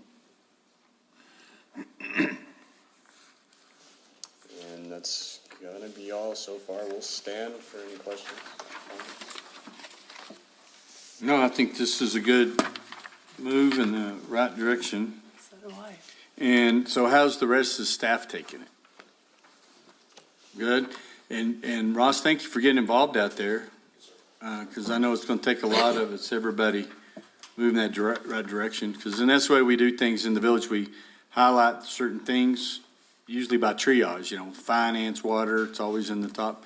And now it's, we really want to make that airport, because we do have a wonderful piece out there, and we've got that $7 million project getting ready to start out there, or it has started. It'll start in the spring. Start in the spring, that's All the correct. preliminary engineering, Mr. Mayor, and stuff has been done, so the project will actually start this spring. Okay. So anybody have any questions or comments? Great report. I just had one, Mr. Mayor. As you look down the road, and I think that airport is like our front door, almost to the front door to this village hall, and I think that's where you're going. And I'd like it to be, not make it look like an old standard station, but what is it that you're going to require, do you think, just not an exact estimate, but just a general idea of how much money will be required to get it really where it's more pleasing to the eye and functional as well? I mean, is this something that needs to be torn down and built back up or remodeled? I don't believe it needs to be torn down and built back up, but I believe in the ICIP is about $600,000 in the Federal Aviation Administration. So, I mean, it's something I can look at and get you a better exact number of what they're looking at giving us as well. Would that meet your needs? Yes, it would. That'd do a complete remodel on the inside and outside of the terminal building. It might be a good idea to get with the beautification committee for Ruidoso and come out there and do some work out front. Yeah. And start working on the gravel area and along the fence line to see what we can do about beautification there as well. Oh, thank you. Like in the Weeds did a lot. Yes, it did. So that was a big part. So appreciate it. I know it's a new direction that we're going out there. So hopefully the staff understands what we're trying to do. And I know that tipping thing's been a big deal. We've forbidden it forever, but I know how things happen. And we talked to a lot of the pilots. They said, you know, I'm going to give them money. And so we don't want to make somebody breaking the rules, you know, when we're doing it. So I'm glad that we're adopting a new policy on how to handle those things. And I do know some that want to do cookouts for you guys or whatever. I think you just need to talk to the big guy over there, make sure that it's all above board, you know. When people give me stuff, you know, and I try to give it back and they say, no, it's yours, we declare it and run it through all the different things just to make sure that the public understands it's not about personal gain, it's for everything. So, but we hope that all the other folks out there are moving in that direction. So thanks again, Ross. So you're fitting in pretty good from what I understand. He hasn't been here that long. How long has it been? 4 months. Yeah, seems like 4 years. He didn't have white down here when he got here, but it comes on quick, believe me, I can tell you. So anyway, but we appreciate you guys moving in this direction, and we're looking forward to a good time. And thanks for the hat. Yes, sir. The other one was not really respectable anymore. Really? So I'd wore it out, yeah, and I kept asking, and finally. I had to get some more made. We ran out of them. Is that what it is? Yeah. Yes, sir. Well, I appreciate it. I'd like to thank the council, the mayor, the manager, Ron, for the purchase of the 2 additional hangars that we've purchased as well. So that is a really big. We're looking forward to that. And I'm looking forward to getting that old plane out of there that's been there forever. What is the plan? He's got to have it out by November 3rd, 7th, or we pull it out, and it can't really fly anywhere. It hasn't been serviced in ever. He's just been renting the space, and we haven't been able to use it, and so we've been able to, it's just a month to month now, and so we were able to stop that, and then we can reclaim that space, and then hopefully lease it out to a mechanic. Yes, sir. Because there's a big call for that. What do you do with the plane? That's what I was saying. Like, It's going to be an anchor for a ship, I think. It's just going to sit out there on the flight line? No, we'll haul it, move it, whatever, or donate it. I was talking to some firemen and whatever they were talking about, it might be used as a, Yes, sir. At one time, Mr. Patterson had talked to Cody, Chief Thetford, about donating it to the airport as, for training purposes. We need to continue looking into that a little further. That plane has been out there, I think, since 2011. It had to get a special permit to fly it in and land it there because it was out of service. So he did it, parked it in our hangar, and hasn't touched it since. it's loud, I can tell you that much. It's a big Hawker jet. Oh, geez. So anyway, thank you guys, appreciate it. Thank you very much. Next manager? Mayor, as community development makes their way down here to talk about rural addressing, I'll give you a quick update on the housing project. I did have a conversation with Zeke this morning. You know, over the weekend, they did experience quite a bit of rain on the site, so it's still pretty muddy. They're anticipating it drying up today and being able to remobilize tomorrow. The majority of work, underground work, has been completed, so they will be working on the site development now. And all the homes have been constructed. They're sitting on a lot in Albuquerque, just being waiting to be transported over once the site is complete. The design for the lots that were in question, lot 1 through 7, have changed to lot 1 through 6. We, you know, just because of the site development cost, we've eliminated one. We're considering another property that we would make a recommendation to council to place the 18th mobile home on that is in a zone that, a lot that the village owns, that's within that same zone.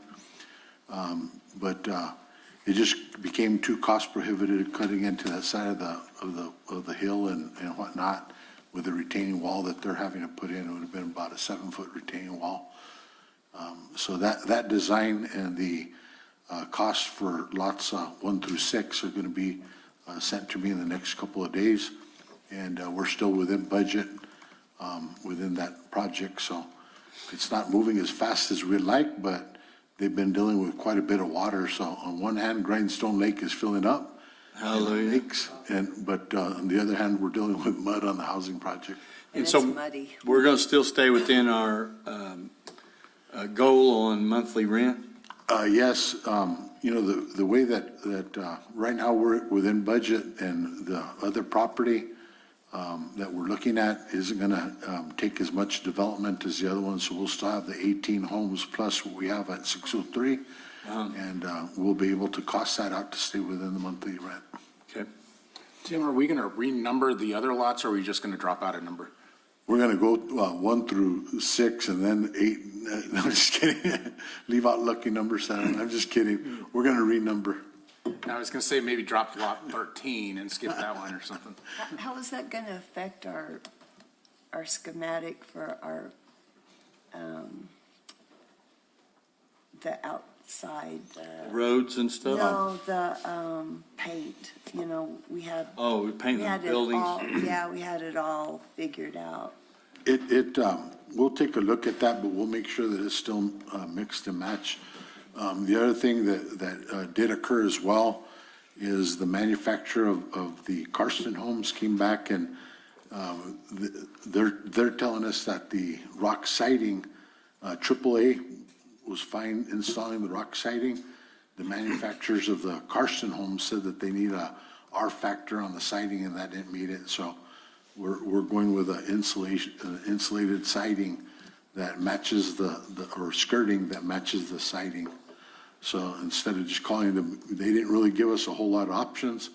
Instead of going back and looking at a redesign, we just went with the recommendation. And lot 7 will just be open space? What occurred is, if you recall, there was 4 homes that were parallel to the roadway. Those actually turned. Oh, okay. So you're dealing with a slope of basically 0 to 7, a 7-foot difference. By turning it, it's only a 2-foot difference. Okay. So instead of having, the other thing that we're looking at is utilizing the same type of keystone brick structures that they're using over at the Allsups development and at the car wash. Instead of going through and doing all that masonry work for the split face block and going up 7 feet. And with this approach, though, those blocks will be buried 1 foot deep and then exposed 2 feet, and only need a 2-foot retaining wall by turning those homes. So they'll be, 3 homes instead of 4.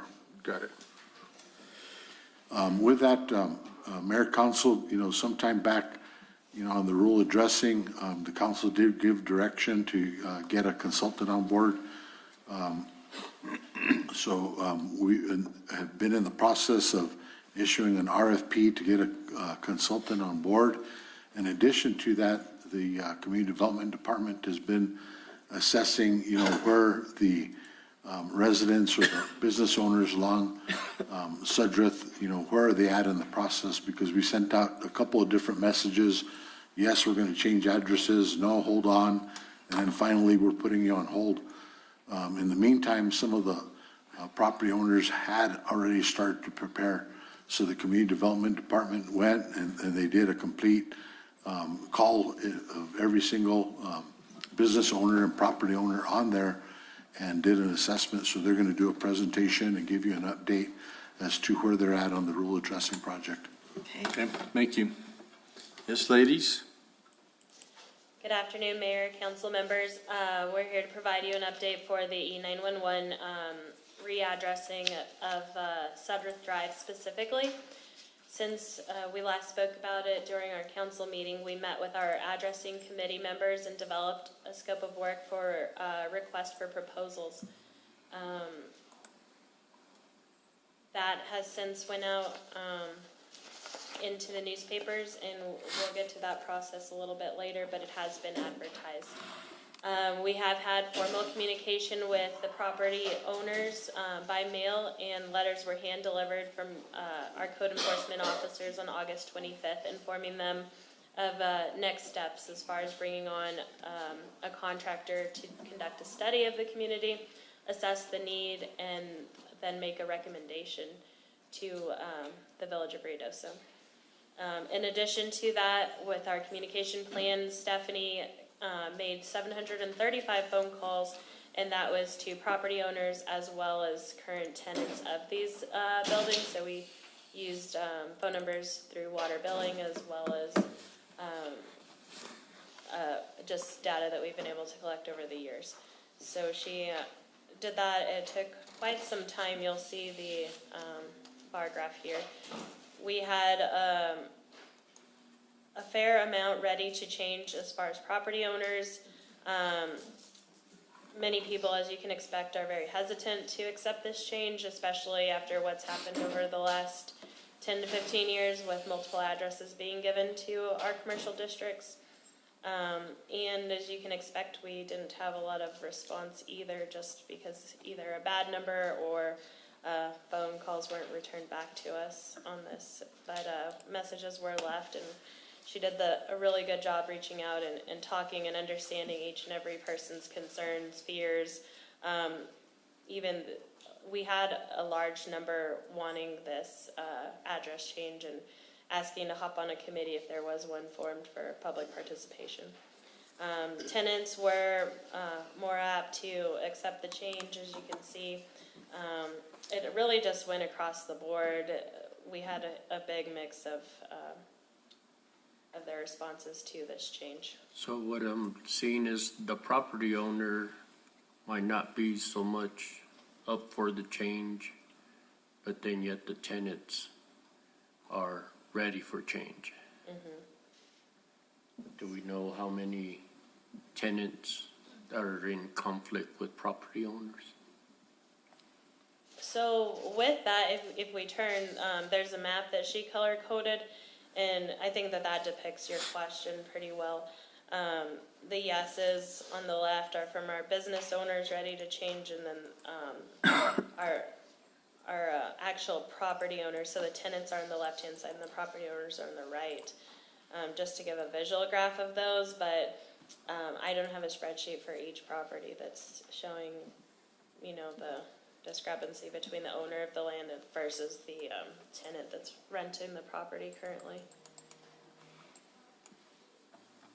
So the owners are on the left-hand side. I have to zoom in really big, so. The tenants business are on the owners. left, and the property owners of the land On the on the right. right. Okay. But it seems to me the critical ones are the business owners because they're the ones with licenses and whatnot. Right. So you sent out the RFP and they're due the end of the month, middle of the month. Yes. Are you starting to receive some responses? So, Andrea, our purchasing agent, advertised October 2nd in the Albuquerque Journal, Las Cruces Sun News, and the Ruidoso News ran it October 4th. They're due by October 20th at 3 o'clock. Tomorrow we have a pre-conference meeting, and so I'll know better then on who kind of is anticipating and will be able to express the needs of our community. And we'll have a better idea then. And we publicized in the Ruidoso News, the Albuquerque Journal, Las Cruces, and what else? That was it, just the three of them. And on our website.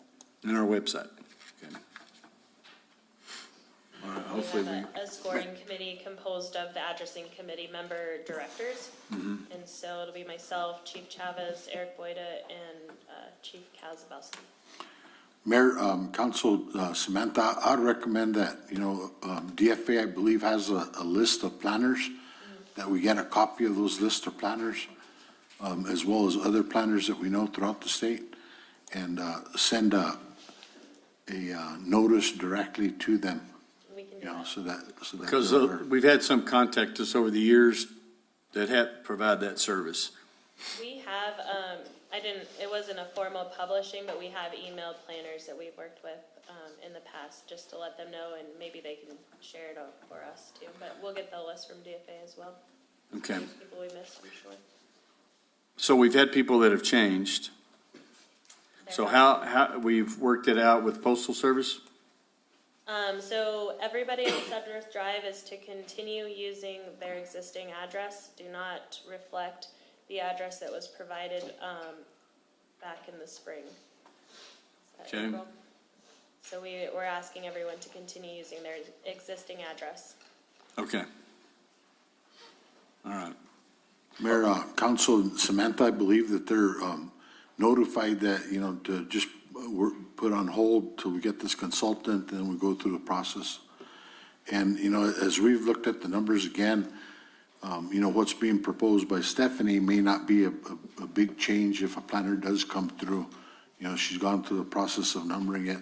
I think the big part is really, understanding the impact to the businesses, and then, what's a timely manner, or what's a reasonable approach to help them to come into compliance with what's being And a requested. path or a gateway to work with the regulatory agencies that hold the licenses, like on liquor, firearms, professional licenses and things like that, that you have to jump through all these hoops. And sometimes you're not going to get it done in 90 days. It may be a year. So that's what the consultant's for. So, okay, good. Mr. Mayor, Samantha, is it possible, and I'm just asking this, for some of these businesses that will be severely impacted, almost to the point of not doing business, are there waivers within this regulatory requirement that will allow for that? I mean, if it isn't that they don't want to comply, it is that they're waiting on a third party to allow them to comply. I don't, Mayor, Councilor Jackson, I don't want to say that there is not a way that we can work with these individuals. I think that we definitely can help work with them through this process. Thank you. Anybody else have any questions? Nope. Do you have anything, Steph? Nope. Okay. Thank you, guys. She can't talk. She's been talking 735 phone calls. No, I can answer any questions directly, but. But it sounds like most of the people you've contacted, I mean, they're not irate. Some of them, the ones I've talked to understand, they're happy we're slowing down to make sure that we can listen to what their concerns are and then addressing them. What about the ones that have already spent the money and we're ready to change? We've just told them to hold. Yes, we've asked them to hang on to any material that they have already had printed. We had several businesses that were ready to go on the October 8th deadline. So they're just hanging on to that. We have, if they have spent money on it and want to share that information with us, we are tracking that as well. Okay, and to what end? To maybe help reimbursement or whatever? I mean, is that what we're talking about? If they were impacted because the way we were told to do it, so we started to doing it without really figuring out how many ripple effects it was going to have. So, okay. So as long as we're really aware, and I know you are, of the businesses and the impact to them. Okay, thank you. So a new, let's just say a new liquor license. They can't use the address that Stephanie provided so that it's not, I mean, if they're just now getting it, it seems like it's going to. All of them are the same, like they were. Mayor, Council, on an individual basis, if there's new people coming in, I would highly recommend that they consult with the Community Development Department. And then you'd either give them the new one or the existing I was one. just thinking of, about. Yeah, we did have a couple existing that are going through the state working on the change already. Okay. One of them being Cornerstone Bakery. Because what we want to do is facilitate that so it's seamless for the business. Right. So that we can send these to the state where they're a lookout, where they're ready to handle them and do them as a batch. That would be great. So, okay, thank y'all. Yeah, thank you very much for your hard work. Okay. Bobby. Yes, Bobby's up next. Chiricahua.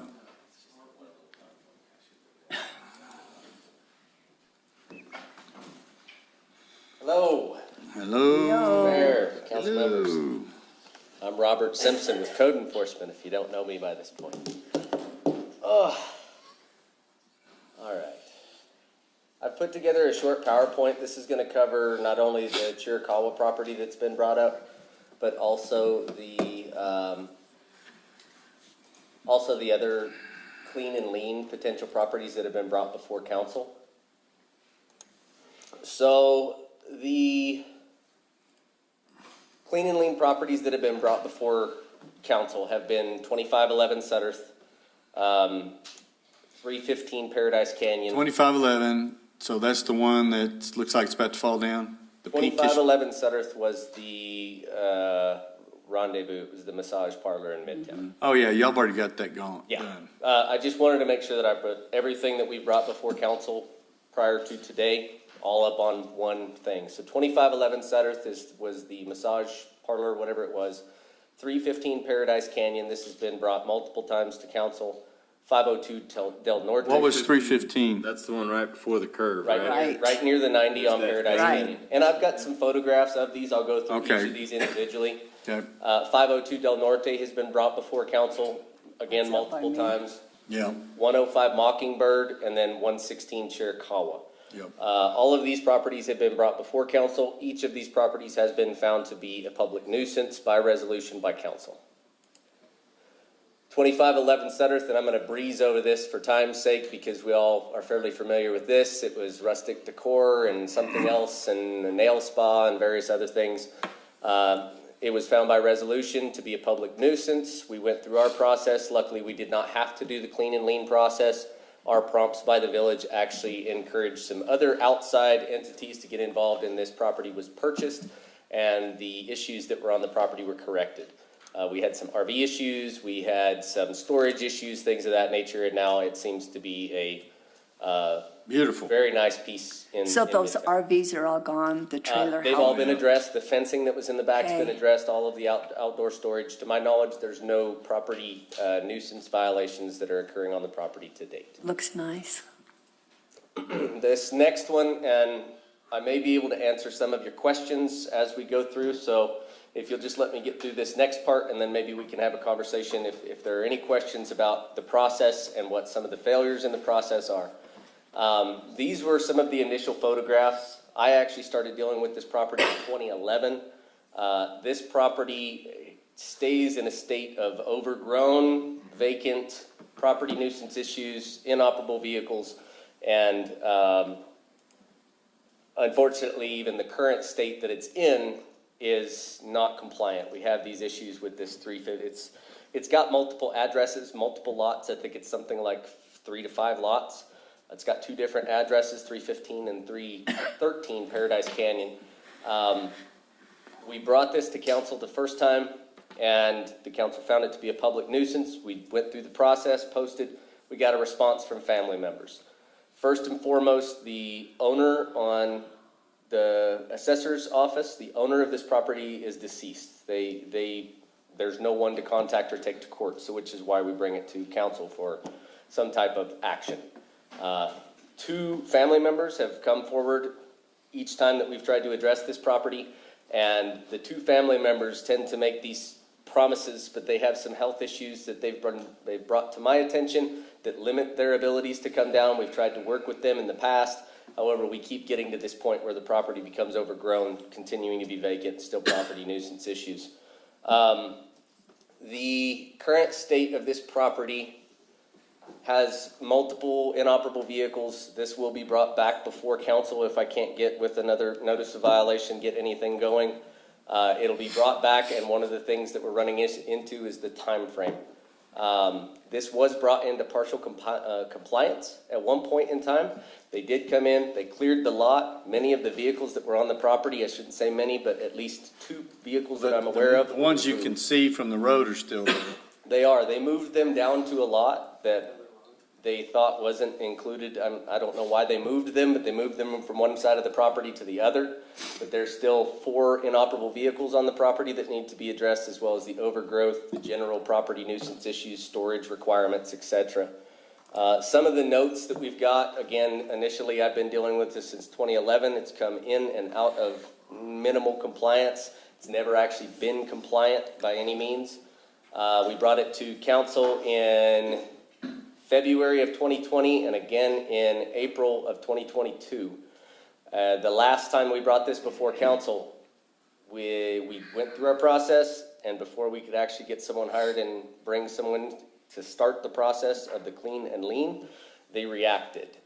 The state statute that we base off of our clean and lean portion of things is this, which is dangerous buildings, debris removal. It gives us the authority as a municipality to remove items, destroy buildings if necessary, if they're hazardous to the public, things of that nature. I've underlined and put in bold the shall commence. Once they've been properly notified, which means they've either received a certified letter or it's been posted on the property and run in the newspaper, they have 10 days. If they react within that time frame, unfortunately, it satisfies the resolution. So what that means in this case, the last time this was brought to council, I was actually approached by a friend of the family who went out and actually commenced starting to clean up the property. It does not look like it. All that I'm aware of that they removed were some vending machines that were stacked up near the house and between the vehicles. And they started removing those items. I actually physically witnessed them do that, but unfortunately it satisfies the resolution, meaning that they shall commence within 10 days. At that point, I have to start back from ground zero. Correct notification, we have to bring it back to council. I've had a conversation with Zach Cook. We've tried to find some other avenues where maybe we could put an end time frame on it, but the state statute really doesn't allow for that. So as far as that goes, our time frames we're a little bit off with. So, go ahead. Attorney, shall commence. What the heck does shall commence? I walk on the property and I give us a plan. Is that commencing? They have to actually react. They have to do something to the property, which we list in each of those resolutions, specific violations that they have to correct, such as the outdoor storage on this specific property. And they commenced, meaning they began the process of removing those things. But then they stop. Yes.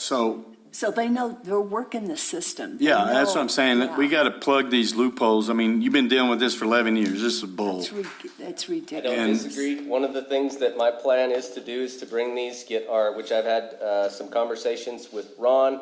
We've kind of got a team of people working on this. We're working together to try and expedite our process. One of the, I won't say downfalls. They should be in Judge Potter's court by now by not having the thinning process done.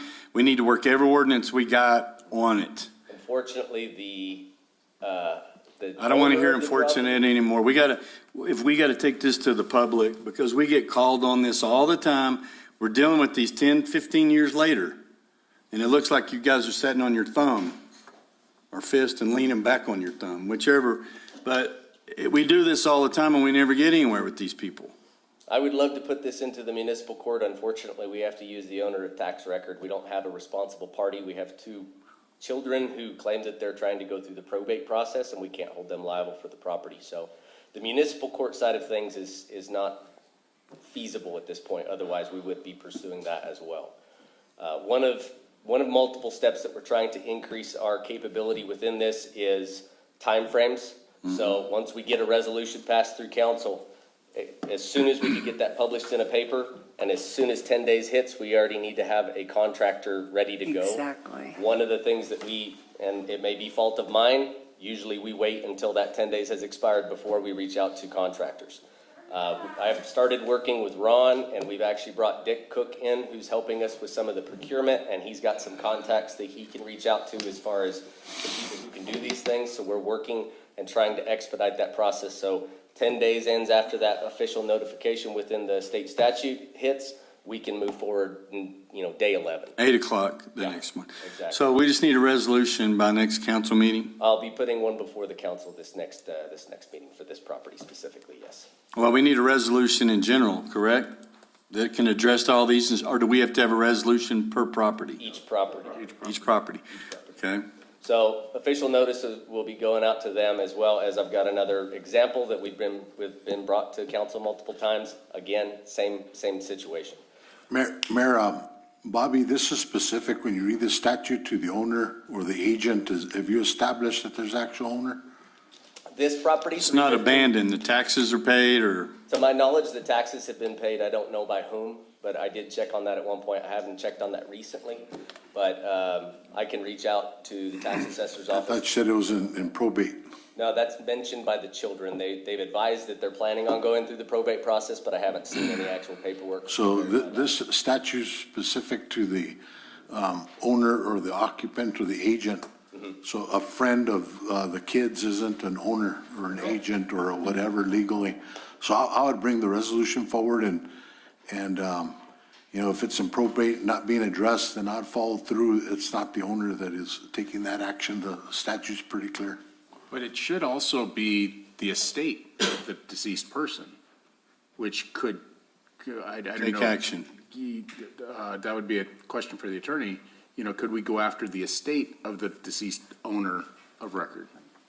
Well, I just think if there's no response on the resolution, we go clean it. And then when they get around to selling it, then we get our money back. The whole point is the people that live all through there, you know, they deserve better than this. The pictures you had that said current state, when were those pictures taken? Friday. Really? You took some good pictures, because when I drive by there, I can barely see the property. Well, and It's the getting pictures cold may at not do night. it justice because of the way that the weeds look right now. That's probably close to 3 feet tall in most of the property. Now, I've noticed to the right of that, there's an empty lot between that and that White House where there's some people living there. That's also part of the property. Is that part of the property? Yes. Okay, because there's been a It pickup truck was. with a trailer, I believe that's the neighbors. I'm not sure that they have Okay. permission to because park they were there. unloading some dirt off of it one time, and This portion that's here next to this red car, so it Yes. would be on that side, Yeah. that's the portion you're referring to. That's also part of that same okay, owner, okay. which it's got, it's still there. You can't see it because of the weeds. As you mentioned, my photographs maybe don't do it justice, but there is a structure of sorts built out of pallets and other things that is in there that is also in violation. But yeah, Mayor, I would agree with you. It's like, let's go through forestry, whatever other types of, in addition to the structures and the vehicles, whatever the other types of enforcement we can take upon this to try and get it taken care of. I'll plan on having this before council for Yeah, another. and the resolution, and I wouldn't be, I'd even look at a special meeting just to get this started, because, like I said, the folks that live over there, they don't deserve this, and we've been talking to these people, giving them the benefit of the doubt, just like we've done Chiricahua, all these folks. And that's something I'm learning within this process is people will call you, they'll contact you, just like the children of 315 Paradise. They'll call, they'll make promises and all of these things. However, I've done that in the past with them. The resolution process, I was hoping would stop that. However, we're going through these. Well, just because they call, that didn't take an action. I would say, I agree with you. Yeah. No, I'm up for a special meeting. okay, so let's just get that resolution together as soon as we can so we can start putting some, Because it's not only the residents, but it's everybody that drives by that. and everybody drives by it. And it's, yeah, that's such a busy place. That's, Anyway, okay. The next property, again, this is another property that we've had the same issue with. This is 502 Del Norte. It's got a secondary address, I believe, of 418 Del Norte. On your left would be the before picture, and on your right would be the current state. From the roadway, you actually can't see any debris or violations. However, if you actually enter the property, go up on the property, there is some, it's hard to see in the middle of that picture, but there's some forestry standards that are not met at this point. There's also some very minimal debris. We've got some bricks, we've got some cinder blocks, things of that nature that are still there. I intend to put this again through resolution. The last time we did this, unbeknownst to me, I'm not sure who did it or who acted upon the owner's behalf, but they went in and removed all of the appliances that were left over, which I believe I showed photographs at the last time this was brought before council. So they went in and removed all the metal objects. Again, I wasn't ever contacted, so I don't know exactly who did that, but they took action and then left this minimal amount of debris, which I believe that we need to bring another resolution to council to completely finish the property, including forestry standards and maintaining the property so that it's clean, level, and in safe condition. Questions on 502 Del Norte? Okay. 105 Mockingbird, this is kind of an amazing one. This was one that was brought before council. It was open and abandoned to the best of our knowledge. Report from neighbors is no one had been there in at least 4 years. The front door had no doorknob on it. We had several calls from the police department where teenagers or other people were entering the property. Obviously, that creates an unsavory situation that could be dangerous, starting fires, things of that nature. These are the before pictures. There was some paneling missing where it was potential to access through the fireplace area into the house as well as the unlocked door. There's also, let me see, I don't have a picture of it, but there was carpet remnants and other junk and debris that the grass had just grown up and around. So general state of disrepair, non-maintained, and it was found to be a public nuisance. This is the after photograph on your right. The property was unsecured. It was secured by the contractor. Damaged siding was corrected so that it couldn't be accessed. Property was cleaned and corrected by a contractor, including forestry standards. And shortly after we got done with that project, we got all our things together and we were set to file a lien, and the property owner walked into Village Hall. Oh my gosh. As soon as they walked into Village Hall, lots of people started calling, trying to figure out what was going on, and it ended up getting to me. I explained to them that we were intending to lien the property, and they agreed to actually pay the amount that the village had spent, so to satisfy the cost of the village. They did, to the best of my knowledge, pay all of those costs, which were in basically a lien form that I provided to our water billing folks that were dealing with them. They paid all of those costs and were giving the keys that secured the front door, which they just put a padlock and hasp on it. So that never actually got liened. We only did the clean and then they paid it, which is actually best case scenario. Absolutely. So that we don't have to wait. So that is 105 Mockingbird. And the last is 116 Chiricahua. This property's in progress. I don't know how many of you have actually been by the property, but we've been working on this a long time. There have been tenants after tenants after tenants. We've had multiple police interactions at the property. We've had multiple issues at the property, not only with police, but codes issues. Garbage strewn about in the front yard.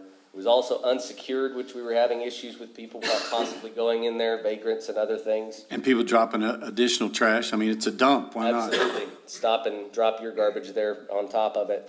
There was, when we did our inspection, as we were putting this forward to council, one of the decks on the property was considered dilapidated, boards missing, a hazardous portion of the structure.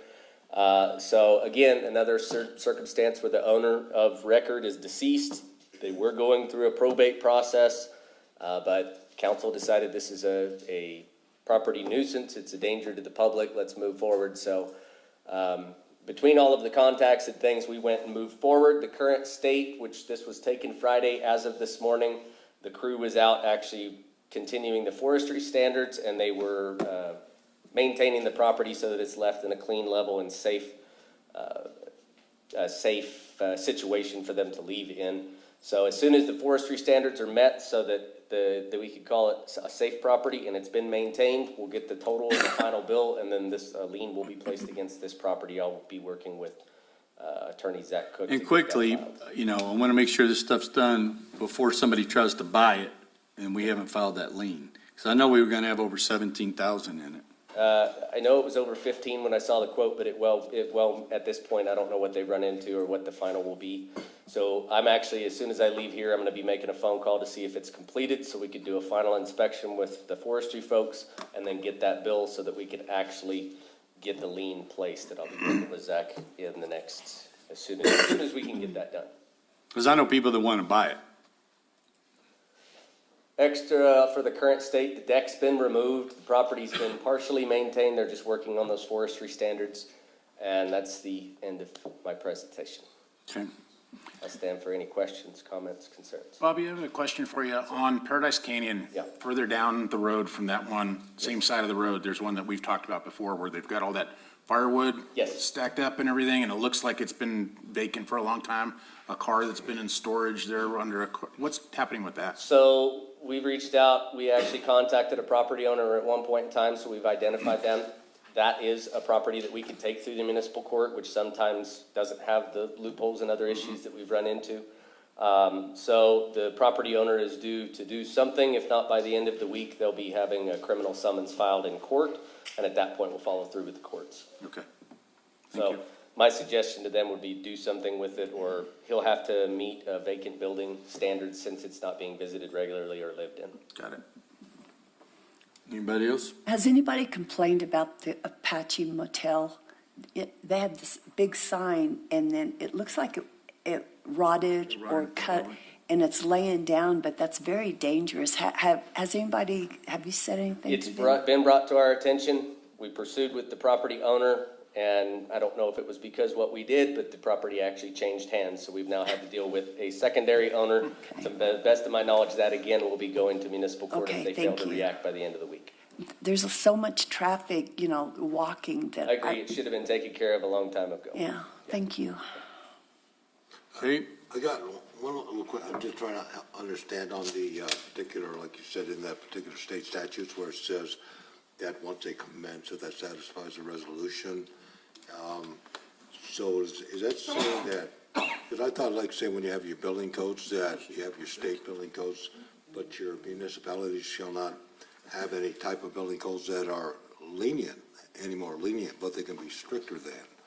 But what I'm trying to understand is that we cannot have anything that's stricter than that particular statute that goes beyond the shall commence, and once they commence, that it satisfies, and then they quit 2 days later. That would be a great question for we cannot, the attorney.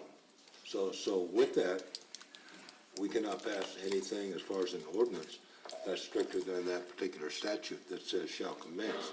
It'd be simple to say that they start the process to satisfy the resolution or to satisfy the ordinance. Can we pass something like that? You get the authority to include it in your ordinances because the state statutes provide for it under the section of our statutes that say powers of municipalities. So the state gave you that authority in statute. You didn't have to put it in your ordinances, and I wasn't here when it was put in the ordinance, but it's in your ordinances. But it's not, you don't have the power because it's in your ordinance. You have the power because it's in the statute. That doesn't answer your question of can you make it stricter, but my answer to that is, I don't know. It's never been challenged. I always thought that you had to maintain at least, that you couldn't be any more lenient than any state statute, but you could be stricter than. And that was acceptable to the state, that they were okay with you being stricter. So with that being said, then sure, I can see that where shall commence, where that could be kind of open-ended, open to interpretation. But if you finalize your ordinance to where it's a definite language that if they do commence, that it shall satisfy the clean and lean or the resolution that has been passed, then I would think that would have your teeth of where you could go in and say, yes, you did start, but you didn't finish. I think you need to look into it and come up with things like we do other things. It's a process, and that after those people, if they've started the process with working with the department, has a plan of action, that they stay on course, and if they deviate from it, then it reverts back. So if you'll work on that, and then get the resolution, and if we need to, we'll have a special meeting. Anybody else? Mayor, can I follow up? Mm-hmm. Just that, He's got you on. I don't want to leave you hanging like that. I've done the research on that statute. There's one case from 2005, from the time that statute was adopted. And it's there's just a lack of clarity. So what you're describing would require that you guys come back and discuss a proposed amendment to your ordinance, and we would need to think about that. And the only thing, I don't have any guidance from cases, which is what we usually rely on to answer your questions. So I guess my short answer is if you were to go down that road and you guys were in a meeting discussing a change to an ordinance, I would just want to be very careful about the fact that statute is in a section of statute called powers of a municipality. And it doesn't say you can be more strict or more lenient or anything like that. It says that you have the power to do this and under these terms.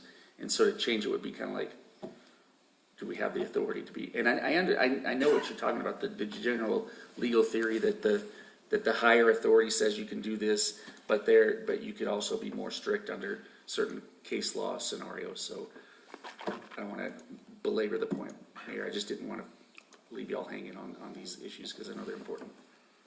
Okay. So if y'all work on that resolution and then see what we could do, just do a little more research with it and bring it to us so we can get to it. Okay. Anything else? All Thanks right. for your hard Thank work. you. And now then we saw the Coach Johnson slide in here a few minutes ago, but we wanted to get on with just recognizing him. I know he's got plenty of things to do, so we'll jump to that if we can. So we wanted to have a proclamation for you, Coach, because we know that you went over 100. 100 wins.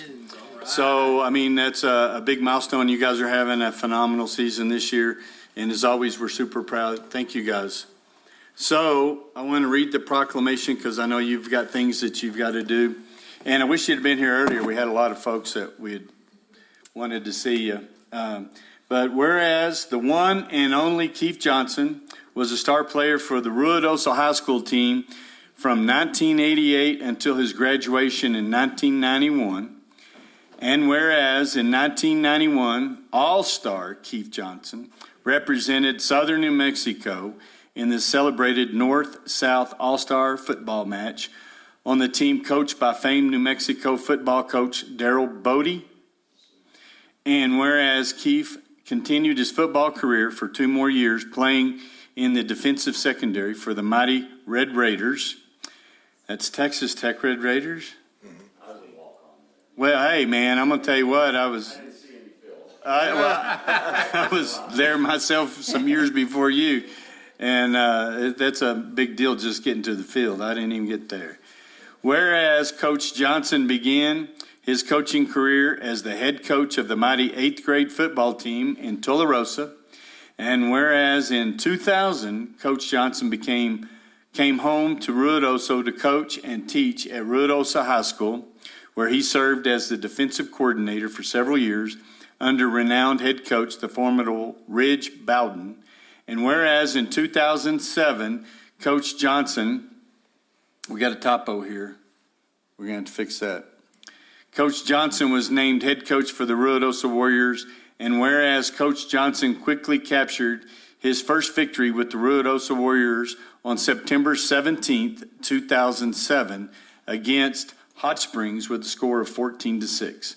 And whereas dozens of victories later, Coach Johnson went on to win the state championship in 2014 and 2017 and state runner-up in 2021. And whereas Coach Johnson marked his 100th victory September the 23rd, 2022, when the Warriors pummeled, that's a good one, pummeled the Tularosa Wildcats 43-6 in front of a packed crowd at the 2022 Ruidoso High School Homecoming Extravaganza. And now, therefore, the village of Ruidoso hereby recognizes legendary coach Keith Johnson for his spectacular athletic achievements and exceptional service to the students, athletes, and thousands of raving fans of Ruidoso High School football. Proclaimed this the 11th day of October 2022 in Ruidoso, New Mexico, village of Ruidoso, New Mexico, Lindy Crawford Mayor. So come get this, Coach Johnson.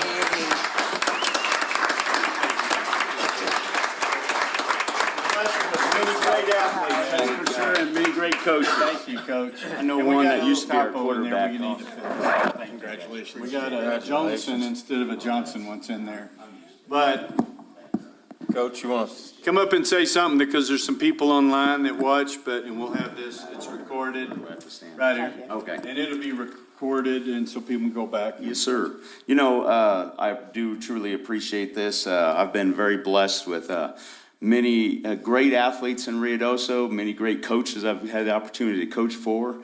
I believe Ruidoso is just a wonderful place to raise our kids. I've raised 3 of them here, and it's just been a great opportunity. And I think I've just been coaching way too long to get to 100 wins, but thank you all very much. Appreciate it. Thank you very much. And your wife, too. Jennifer. Jennifer, you know, I was privileged. We, I don't know, the homecoming cheer, whatever that, what was that thing? The screaming and no, the deal at the high school when we were the pep rally. Pep rally. Well, that was loud experience. But I could just tell from the overall, just the way you interact with the kids when you come out, and your wife and everybody, you have a great relationship, a great role model for the kids and for our community, because they're not just Ruidoso Independent School District kids, they're all of our kids, and they're from all over the county. So we appreciate everything that you do, and we just wanted to take a little time out to, let you know that we do think about you. We appreciate what you do for the community, and you give us that warrior spirit that I talk to people that went to school with you that still go all the time, the fundraisers, and just the way the people are engaged in the community. It's a big part of what makes this community what we have today. So thank you very much, Coach. And then we need to get you another copy of that one, because there's one little typo in there I didn't see before. So thank you, Coach. We appreciate you and your family. Now go drive the bus. Yeah. So anyway, that's awesome. What a big accomplishment. I was on the school board when we hired him. Oh, were you really? Yeah, I was. Way back in that's a good hire. It was. So Legendary. legendary. Legendary hire. Okay, now we'll go back. Before we go, it won't take just a minute. We'll do boards and reports from municipal officials. Oh, good. Well, Tim's gone. Let's go. So it won't take that long, and then we'll get to the public hearings. But would you like to start, Dr. Jackson? Thank you, Mr. Mayor. This will be short, as I took your lead in segue. I wanted to, first of all, just take a shout out to the Village of Ruidoso, its administration, its boards, and its committees, because these people are donating a great deal of their time on the committee end of it. And there's a real dedication on the admin side. I'm a little overwhelmed sometimes by the number of capital projects and all that goes into that on a day-to-day basis, and it is something that needs to be said. Again, I think there's been a lot of statement about Parks and Rec, certainly RPD and the street department for all the work they've done. Every time we have a major event, it goes off seamlessly. We don't have any ugly things that occur. And I think it needs to be said that that's appreciated, because there's a lot of work behind the scenes. And that concludes my remarks. Thank you very much. All duly noted. All right, Councilor Coughlin, did everything come out all right? You were gone just for a minute. Thank you for your concerns. Yes, things are a lot better now, so. Got back just in time. So one thing I noticed is earlier when we were bringing Deborah on to that committee, you mentioned something about the committees are all full. And I want to remind people, it wasn't always that way. No. There was a time when people didn't want to do anything within the village because of the reputation that we had. We do ask a lot from the people that are on the committees, and they give even more. And it's amazing that we are now full on all our committees, and we've been that way for a long time. Lodgers tax, I mean, they've doubled the amount of money that they're dealing with, and they make very thoughtful decisions on how to handle those funds and make sure it's being spent properly. I had an opportunity during this last time to go to the RSVP luncheon they had at the community center. It was packed. I was surprised. I did not expect to see that many people there. So there are a lot of people that are, again, giving to various locations within our community. Aspen Fest Parade, I got to drive for another group in the parade, and it was great to see all the people having fun and being out there. And I haven't been there for a while to see that. But Ride Ruidoso, I thank you for letting me help with that. I had a blast for 2 days. Meeting a lot of great people from outside our community, and immediately people go, oh, bikers, whatever. They were the nicest people. There were no problems at all. It was a great event. My feet were sore at the end of it from standing all day. I didn't get to sit in a chair like some people. Like me. Yeah, so, but it was great. I really enjoyed it, listening to all the music, meeting all the people, and I look forward to that being a regular occurrence here within the village. It was great, well run. I know that with anything, there are always some changes, some modifications that can be made, but that's how you learn. But I think for a first event, I'm jealous that I've never done a first event that's been that well handled. You guys did a great job, everybody. And I know Sydney's back there with a big old smile on her face, but It was well done. So thank you guys for allowing me to help. Thank you. Appreciate it. And you did a lot of work out there, and it was hot and then cold and everything else. Counselor Hooker. I'm just glad to be a part of this organization, Mayor. Thank you. Yeah, he always makes it short and sweet. Yep. Counselor Eby. Well, I just say ditto on everything Councilor Coughlin said there. It was a good help and be a part of the ride with also for one day there. I did quit early. I wimped out at 9 o'clock and went home, so I didn't get to stay the whole day till 10 o'clock at night. But anyway, the Main Street Association, that was a great event. I got to see firsthand exactly what all they do, and really this was actually the first time that I got to meet Dakota. Had a nice little conversation with him. Dakota Montez. Yes. Very, very nice young man, and really got some energy and got some vision about the Main Street program. So I think we got some qualified and energetic people at the helm. But just being here today, makes you realize that you have a lot of developing and ongoing now, and I believe that it shall last a while. Your public-private partnerships in the form of your events and even your recognition, that they are recognizing each other and seeing that we all are in this together and working together. So with that, I'm looking forward to the next month. Bet. Thank you very much. Thanks for your help out there that day. I know they'll appreciate it. Counselor Letterman. I would just like to remind everyone that Sunday is Keep Ruidoso Beautiful cleanup. Oh, yes. And it's going to be a lot of a river cleanup as well. And, but we're going to meet at Schoolhouse Park, at Wingfield Park at 12:30. And we aren't going to eat, but we will have snacks and the bags and the gloves. Vest and the gloves. Yes, and a few T-shirts. And we'd appreciate everybody's coming out and helping us. We need to reach back out to which group were we at that day? The Women's Federated group? The lady that was talking about the cleanup there by Two Rivers Park. This is her opportunity. Yes, it So I'll call Marcy. Okay. Let them know. Absolutely. So thank you for reminding us. Yes, absolutely. Thank you. Anything else? No, ditto. Everybody spoke very well. Okay, thank you. All right, Mayor Pro Tem, your turn. Thank you, Mayor. Is it time for a break? No, not yet. we got these folks right here. We're going to move. Everybody said everything there, but I am appreciating of the tree thinning at Schoolhouse Park. Yeah, that looks project's great. really coming up nice. I think it's been 40 years since we've been needing to do that, and I just did one tree at a time, and it was only a 2-foot tree, so didn't do much damage over my 40 years here. 40. A long time. That's a long time. Anything else that you got? That's it, Mayor. Okay. I think that we'll move on now. Thank you, ladies and gentlemen, and we'll move on to public hearings. We have one item today, Restaurant B, liquor license to be used at the business known as Mama Lucy's Cafe, LLC, located at 522 Suttereth Drive, New Mexico. So at this point, we have an open meeting. If there's anybody that would like to speak for this license or against. So you're welcome to come up if you'd like. We'd love everybody to meet you. I know I've been invited and we haven't made it, but now then that the summer is kind of in, then we have a lot more free time. But if you'd like to come up, it's to advertise for yourself. It's up to you. I mean, it's not necessary. I don't want to embarrass you.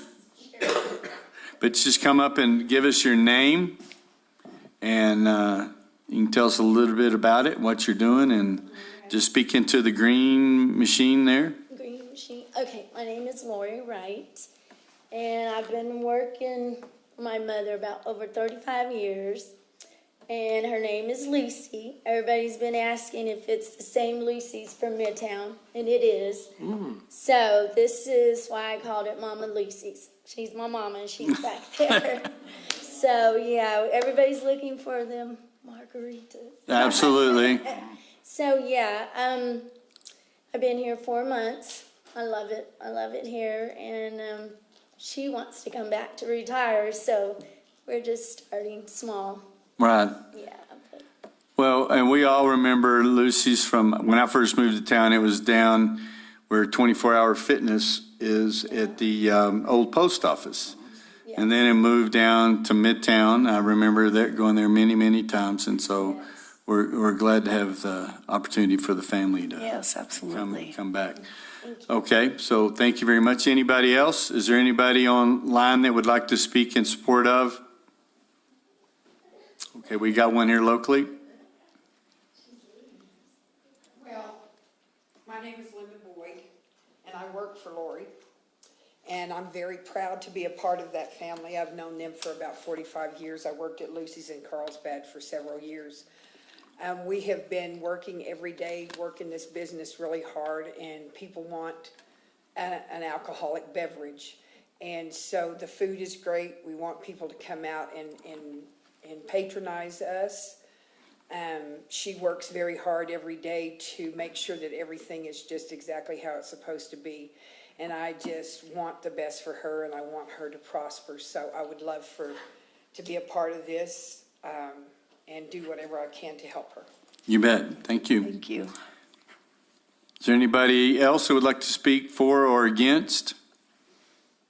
Don't see any. So at this time, we'll close the public input portion, and I would entertain a motion. Mayor, before you do, I have one question, and I don't know if anybody knows the answer to this, but I'm looking at the state license application, and it asks about days and hours of operation. In here, it says Wednesday through Saturday, 11 a.m. to 9 p.m., Sunday, 11 a.m. to 3 p.m., closed Monday and Tuesday. Does that lock them in to never being able to open up on a Monday or Tuesday? Shouldn't. That's a good question, but I can tell you just from personally having a license for many, many years, and we've changed our operations from time to time. As long as we posted our times and then things happen from time to time, as long as you're not closed for more than, I think it's 10 days consecutively without notifying the state, you're fine. I think that's what we have to do is notify. Yeah, you just, because I know in mine, if we ever took it, because we used to take 2 weeks off to go through and clean everything and shut it down in February, or March, we would notify the state that, so we wouldn't be in violation. Okay. So I don't think it would prohibit them. Okay, I just know that currently, given the labor force, Yes. most restaurants are closing a couple of days a week. Yep. And hopefully, at sometime sooner than later, we'll get past all this and we'll be able to resume being open more. So I just want to make sure that it's not going to hinder them in that. Okay. And I will also say, I believe that that location has been a number of different restaurants in the past who have had alcohol licenses. Just as a point there. Okay, and this is down here on that property, Chartreuse Moose. Right. Yep, so, okay, anything else? Mayor, I can give a brief presentation if you like of the process. Okay. Okay, so the Village of Ruidoso on or about August 24th received from the Alcohol Beverage Control Division of the state a restaurant liquor license application for Mama Lucy's Cafe located at 522 Sutterth for a Restaurant B liquor license, and that license allows for service of beer, wine, and spirits produced in or out of the state. As required, the village published the notice of public hearing in the Ruidoso News on September 2nd and September 7th, and the village did not receive, to my knowledge, any oppositions regarding the application for the liquor license, and the state has granted them preliminary approval. Okay. Anybody else? Mayor, I'll go ahead and make a motion. Okay. I'll move to approve Restaurant B liquor license to be used at the business known as Mama Lucy's Cafe, LLC, located at 522 Sutterth Drive, Ruidoso, New Mexico. Second. Okay, I think it was Susan, she got the second in first, not the second. Yeah. I knew it. Any other discussion? No? Okay, roll call, please, Jenny. Yes, Councilor Coughlin. Aye. Counselor Letterman, Aye. Counselor Eby, Aye. Counselor Salas, Aye. Counselor Hooker, Aye. Counselor Jackson. Aye. All right, thank you. Motion passes. Appreciate it. You guys Yeah. taking the time. And good luck in your endeavor, and we will be patronizing. You still have the patio outside? Okay. Is it dog friendly? Yes. Oh, well, there we go. Oh, boy. Right there. Laszlo and I will be seeing you soon, and we'll bring my wife Tracy with us too. Mary, you gonna share your steak with him? No, we don't. He doesn't get to eat stuff like that. We're on Farmer's Dog only. Thank you, guys. Appreciate it. Thank you for your patience. Yes, Yes. absolutely. Okay, we'll move on. Am I on schedule to go to regular items? Have we covered everything else? Item number 1, discussion and possible action on adoption of Resolution 2022-44, a resolution approving the acquisition of real property located at 203 Freedom Bloom Drive, Ruidoso Downs, New Mexico, in Lincoln County. And so I guess at this point, Mayor Crawford, yes, sir. members of the council, this is a resolution. We're just proceeding with the acquisition. We're working with the title company on this, and this is just formalizing the purchase and part of the packet for this will also allow the mayor to authorization to sign off on the purchase agreements and finalize it. Okay, everybody's snappy to understanding which property this is? Okay, We've only talked about it. forever. Yeah, Do you need a motion? please. I move that we accept Resolution 2022-44, a resolution approving the acquisition of real property located at 203 Freedom Bloom Drive, Ruidoso Downs, New Mexico, in Lincoln County. Second. Okay, discussion? Roll call, please. I'm sorry, I didn't hear the second.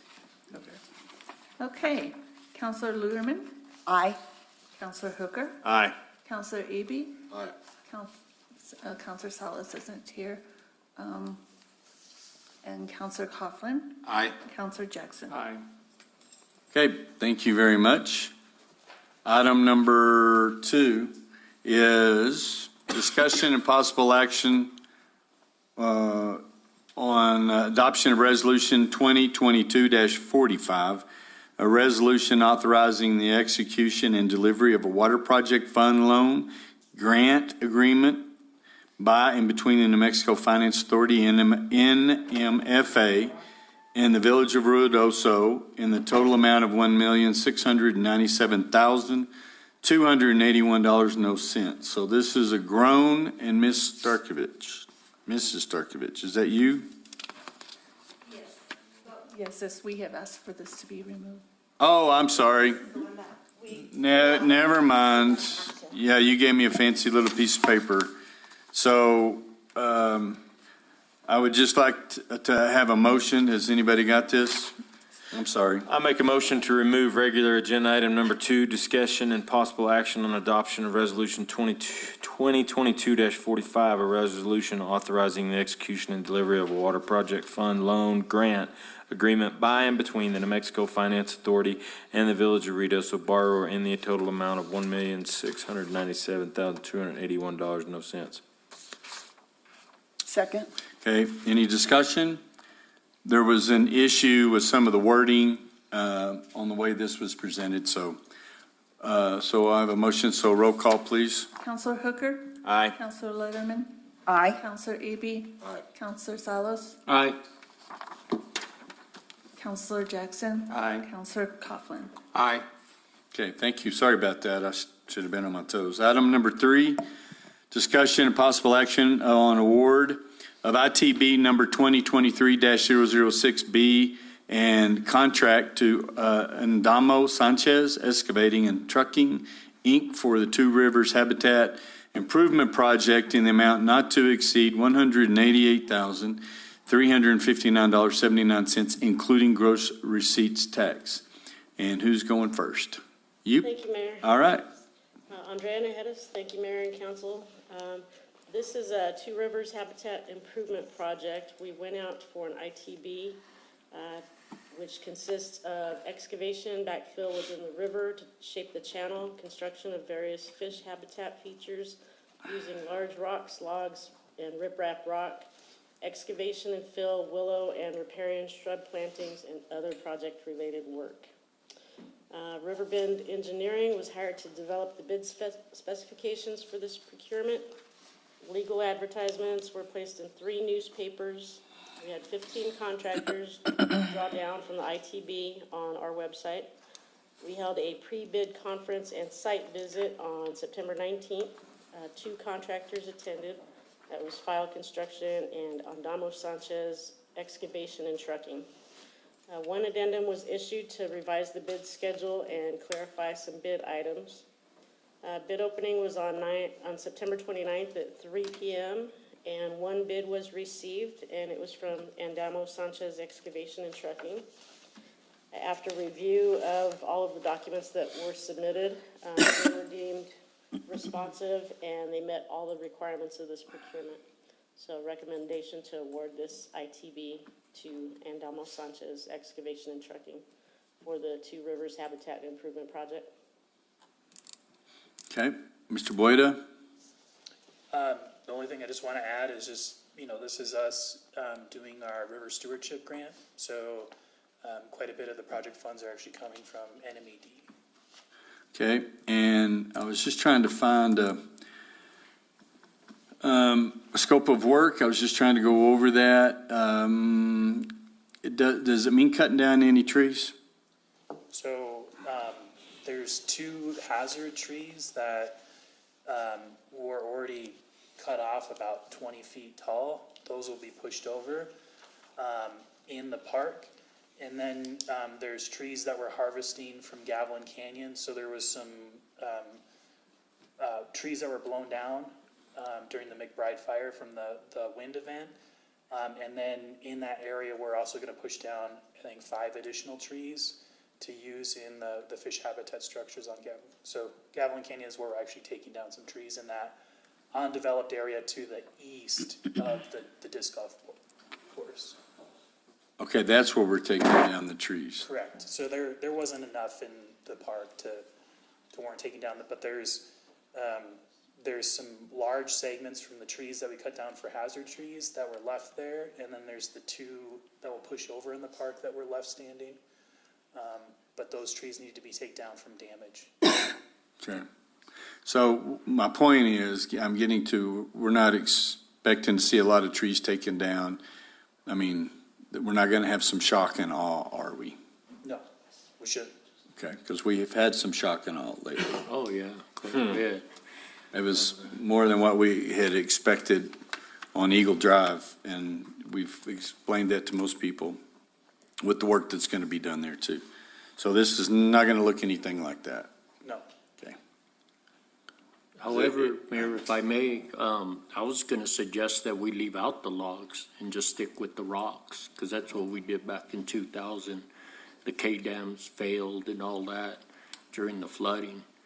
And I know Cordova from the forest, he's always saying throw trees in there and stuff for habitat and things there, but that's just my suggestion in maintenance. And we're going to have a maintenance plan on all this too, right? Correct. So the trees are going to be large and they're going to be embedded into the side. So it's not like we're just throwing a tree. So it's not like It's going to be like for bank stabilization. Yes. And so a lot of the logs are going to be in what's called a deflector structure. And so they'll be wedged into the side of the bank, and they're meant to deflect the water so that it doesn't keep cutting laterally. Okay. And then it will produce hanging structures so that trout and stuff will live underneath the log. The other thing, there'll be some pour over structures where the log goes across the river. And when the log that's the problem I have with. So those ones again are going to be embedded on both sides of the river. We put in large boulders on the downstream side that stop it from moving. Right. And then when the logs are saturated like that, they rot very slowly. Right. So when you have wood that is partially moist and then it dries out, that's where you get the fungus starting to attack it and it rots really quick. These will stay around for quite a long time. Okay. You know what I think would help? Sometimes the pictures you paint are, I don't know, if maybe in the future we could have some sort of a graphic depiction of what we're getting ready to see. so that we have a better understanding of what this final project. Okay, and so, I'll send out the plan set that has all the details in there.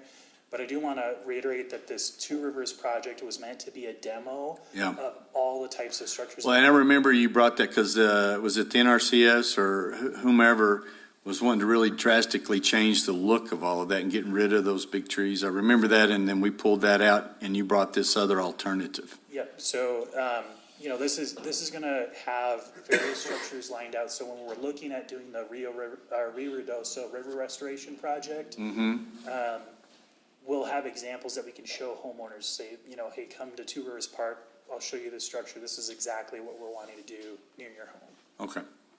All right, any further questions? Yeah, Mayor, so I know we've talked about this, and the anticipated completion is very quickly, because he's gonna be able to get it done.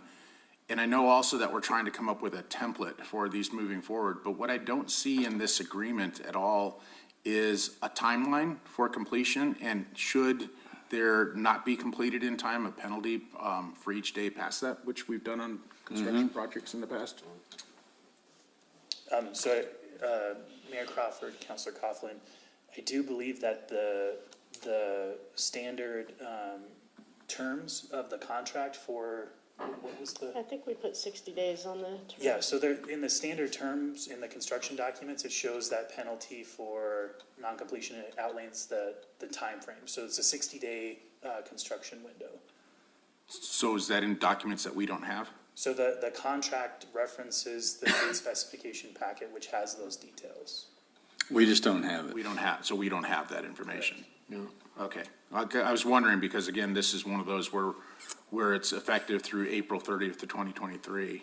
And I know the reason for that is, should we have additional work, we already have a contract in place with them. So the real reason for that is, it's a 60-day hard construction, and then we're planting all of the plants in April.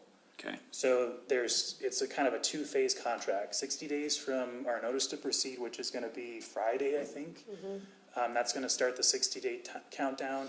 And then in April, it will restart up, and they'll have 30 days to plant all the trees, the shrubs, and other plants. Okay. In the future, I personally would like to see that, because otherwise we're approving something and not knowing all the terms. And if I may make another suggestion, is just information. There at the pedestrian bridge upstream from the playground, you'll see where there's rock work, paving, flagstone that just comes to two pillars. That used to be the old pedestrian bridge that went there. What the plan was back then, and to still establish, that was gonna be our ADA compliant fishing pier. They were gonna build a deck. We were gonna, probably, 20 feet wide and kind of out into the water, so that someone that's in a wheelchair could roll up right there. And that's where we were planning a K-dam or a dam to make a fishing hole for that spot. So I don't know if that's in your plans So or what. that stretch of the river isn't a part of this project, but it will be in the Rio Ruidoso River Restoration component. Okay.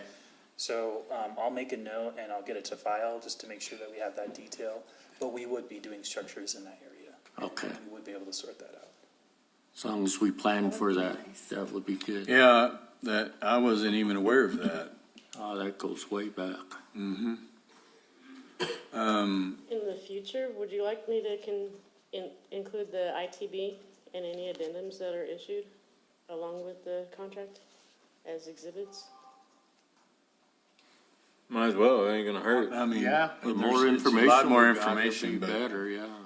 Because I know we reference it, I just don't include it on the attachments. Right. but- Just remember I'll do that they're 500 pages. Yeah, that's what I'm saying. That's why we haven't ever included them before. Okay. So, I mean, you could attach it to the packet, don't print it, and then we can go look and dig if we need to. Okay. The parties do not intend for the contractor to continue to provide services without compensation when the total compensation amount is reached. So is this going to be paid on a draw if he's going to start soon, and then we're not going to finish planning? Is that all part of his? Or is his a portion of, I was just seeing the 188. That includes the trees? Yeah, that Yes. includes everything. And that's just the canned language that's just saying that we won't pay for extra work unless it's approved. So you guys are approving this Two Rivers Habitat Restoration Project, and if they do extra work, we're not paying for it unless it's authorized.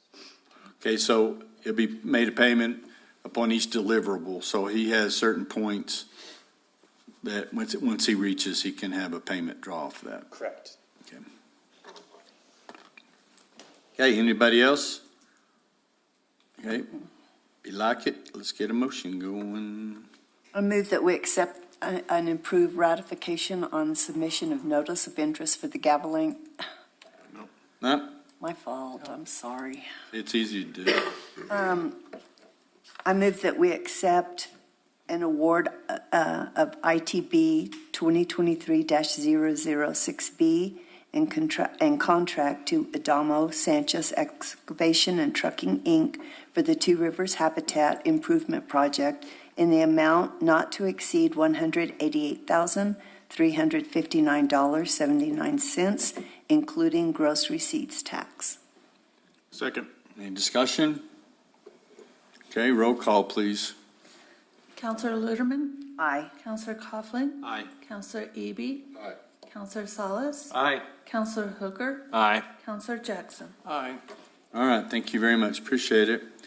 Okay, number 4 is discussion and possible action on agreement with Renegade Construction LLC through CES for 2906, that is correct, 2906 Sudworth Drive Sidewalk Project, JOC General Contract 2021-10, in the amount of $80,044.09, including gross receipts tax. Yes, sir, Adam. Mayor, Council, this is starting at 2906 Sudworth. They're doing the rollover curbs there and the sidewalk all the way up to the circle on the north side of the road. So there is property that's there on that, the private property there? There's an easement there for the sidewalks? Yes, sir. There's the right-of-way easement for the curb and sidewalk on the north side of the road we're talking about here. With that, as soon as we complete that, the owner of the building can actually pave up to that sidewalk. Okay. They've been upgrading their Upgrading that building? Mm-hmm. This is exciting. Yep. We went out and walked it. It was really nice. Any questions? I'll make a motion that we approve the agreement with Renegade Construction LLC through CES for 2906 Sutter Drive Sidewalk Project, JOC General Contract 2021-10, in the amount of $80,044.09, including gross receipts tax. Second. Okay, discussion. Roll call, please. Counselor Hooker? Aye. Counselor Jackson? Aye. Counselor Eby? Aye. Counselor Salas? Aye. Counselor Coughlin? Aye. Who did I miss? Counselor Luderman? Aye. Okay. Thank you. Thank you very Thanks, much, Adam. Adam. That'll be a nice one. I know they'll appreciate it up there. Number 5, discussion and possible action on agreement RFP 2023-002P with Sky Elements LLC for drone light show services for Halloween and Christmas? Christmas and 4th of July. Christmas and 4th of July. Okay, there you go. Thank you, Mayor and Council. Andrea Hedis, purchasing agent. So we issued an RFP to solicit proposals. We're looking for synchronized nighttime drone light shows as an alternative to fireworks for our annual Independence Day and Christmas celebrations. We were seeking proposals for design and production of these light shows. We placed ads in 3 newspapers on September 2nd. 5 firms drew down on the RFP. No pre-proposal conference was held. One firm submitted the acknowledgement of receipt form indicating their intent to submit proposal. One addendum was issued to change the bid date to extend it for additional time. The proposal submission deadline was September 22nd. We received 2 proposals. One was Pixie Drones LLC. The second one was Sky Elements LLC. The evaluation committee reviewed and scored both proposals for qualifications and experience, the project approach, references and past performance, and the cost. After the evaluation committee met and scored their proposals together, it was decided Sky Elements received the higher score and was in the cost and in the right budget that we were needing. And so we're recommending award and contract to Sky Elements LLC for the drone light show services. Okay. Does anyone have any questions? Did everybody go over Appendix A, H? Yep. Sydney, I have a question. In here, it states that Independence and Christmas, the estimated Christmas celebration is 12/10, but dates and time to be determined by approval proposal. But then on the next page in their proposal, it says that we're actually doing it on 4th of July. So are we doing it on 4th of July, or has that not been determined? It has not been determined. Okay. And then what kind of backup is there in case we have bad weather? Do we just kind of like, we're out of luck? I do not have an answer for that. I can see if they would be able to pick another date. I know last time we held for the light visibility, but they've worked with us in multiple ways. I feel like they would be able to come up with something for weather, but I can have that as an answer Well, for you. I imagine it'd be standard. We'll just look into it, the contract that we have on events and contracts. It has to be something similar to that, so we'll just look into that. What was that? They he was asking, what if we have really bad weather and they're not able to perform? And what happens? Do they go for another date? Do they just walk off with a check, or do we have a partial payment? I know we had to pay the deposit already, right? Oh, we haven't yet? Oh, that was the last 2 weeks ago deal. Okay. So I said it would be like we would do with the other events, wouldn't it? Mayor, Council, normally there is an inclement weather clause in there, and have they proposed the actual agreement yet? Yeah, I mean, The agreement should be attached. I don't believe there is anything. Does it have an inclement weather clause in there? I didn't see anything about inclement weather. I'll have to look in the ITB docs and their submittal and look through everything and make sure we have that inclement weather clause in there.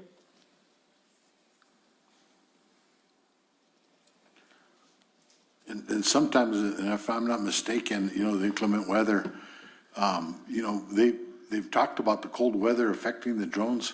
From my understanding, they've worked that out with the batteries and the way that they're performing, unless it was a pretty bad storm that came in, snowstorm. I don't think that the show would be canceled, but, What about rain, though? even the rain, it just depends on how bad the event would be. If it was during the summer. I did give you all of the documents to review for this. Do you recall that being in there? Yeah. So it is in there? I don't recall specifically right off the top. I haven't found anything. I'm that's not why. seeing it either. Mayor, on this item, on the next item, we are going to be recommending tabling it. Maybe we can table this item. Staff can do some research real quick, and then we can bring both items back to the table after executive session. Okay. Oh, do you want to move to postpone then until this item for business until after executive session? Yes. So moved. Okay. Second. Okay. Any discussion? Roll call. Counselor Jackson? Aye. Counselor Hooker? Aye. Counselor Coughlin? Aye. Counselor Salas? Aye. Counselor Lutterman? Aye. Counselor Eby? So if you have to hang around, Sid, I'm sorry. So we'll do some research to find out if there's language in there, if there needs to be language in there, just some clarification, because we understand bad weather, but what happens? What happens? Yeah. Yeah. Okay, First thank year you. I moved to town, we had a really wet summer, and that winter we got a ton of snow.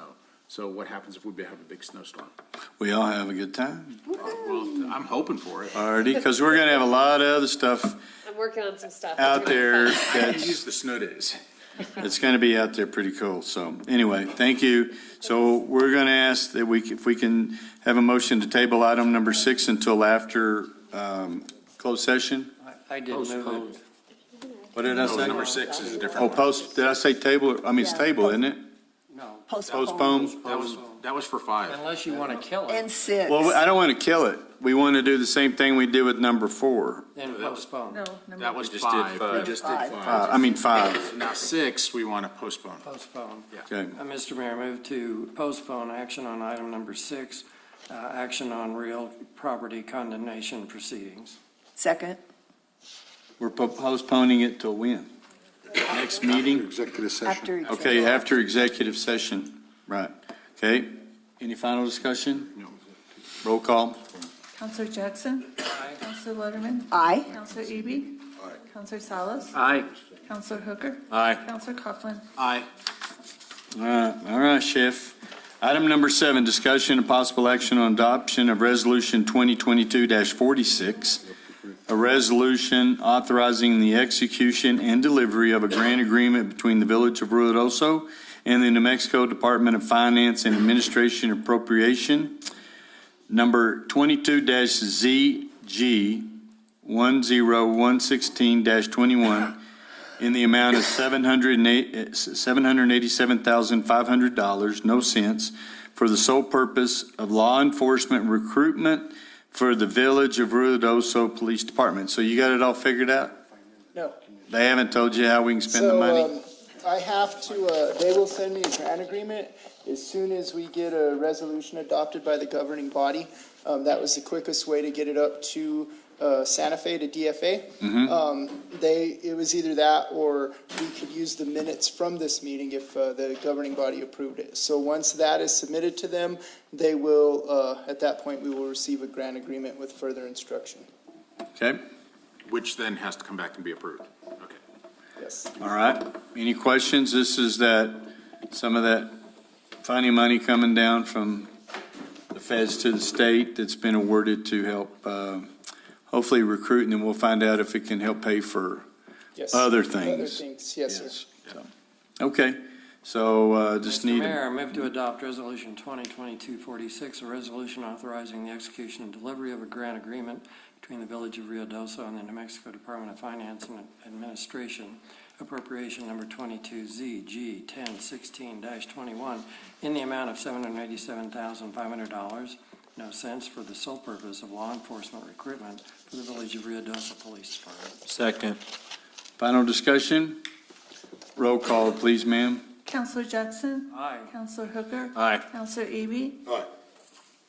Counselor Letterman. Aye. Counselor Salas. Aye. Counselor Coughlin. Aye. All right. Thank you, Chief. Now if I can have a motion to move into closed session, and then everybody will join in the executive meeting room.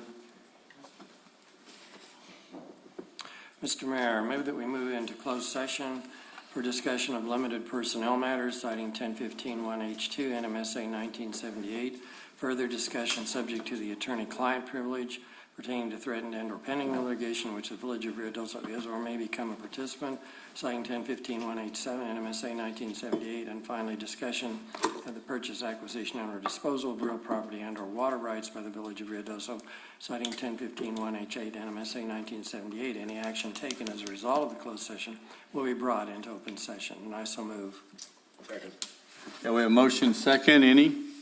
Roll call, please, ma'am. Counselor Eby, did you second that? Yes, he did. Counselor Jackson. Aye. Counselor Eby. Aye. Counselor Letterman. Aye. Counselor Hooker. Aye. Counselor Coughlin. Aye. Who did I mean? Aye. Counselor Salas. Thank you. All right, so we'll move into closed session, and so if you're on the internet, you just have to hold for a little bit. Mayor, I'd request that we start off with Ron and I, and then we'll call in the clerk and the other two individuals. Okay, thank you.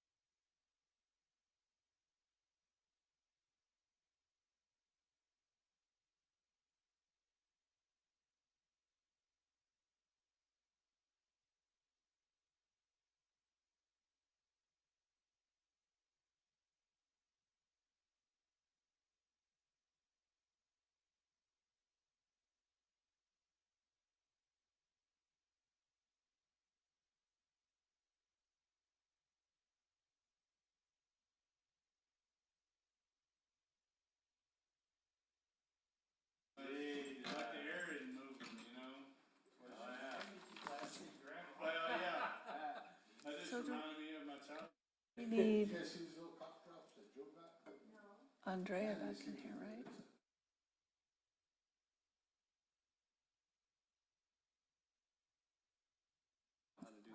Yes, they take away our costs. That's what they're noted for.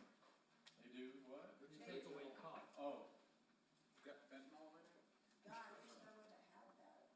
I wish you'd had it too. I'm gonna need to help me with this because you and I shouldn't have, we haven't been close. Give me stink eye. He cares about you. Love you like the preacher loves the Lord.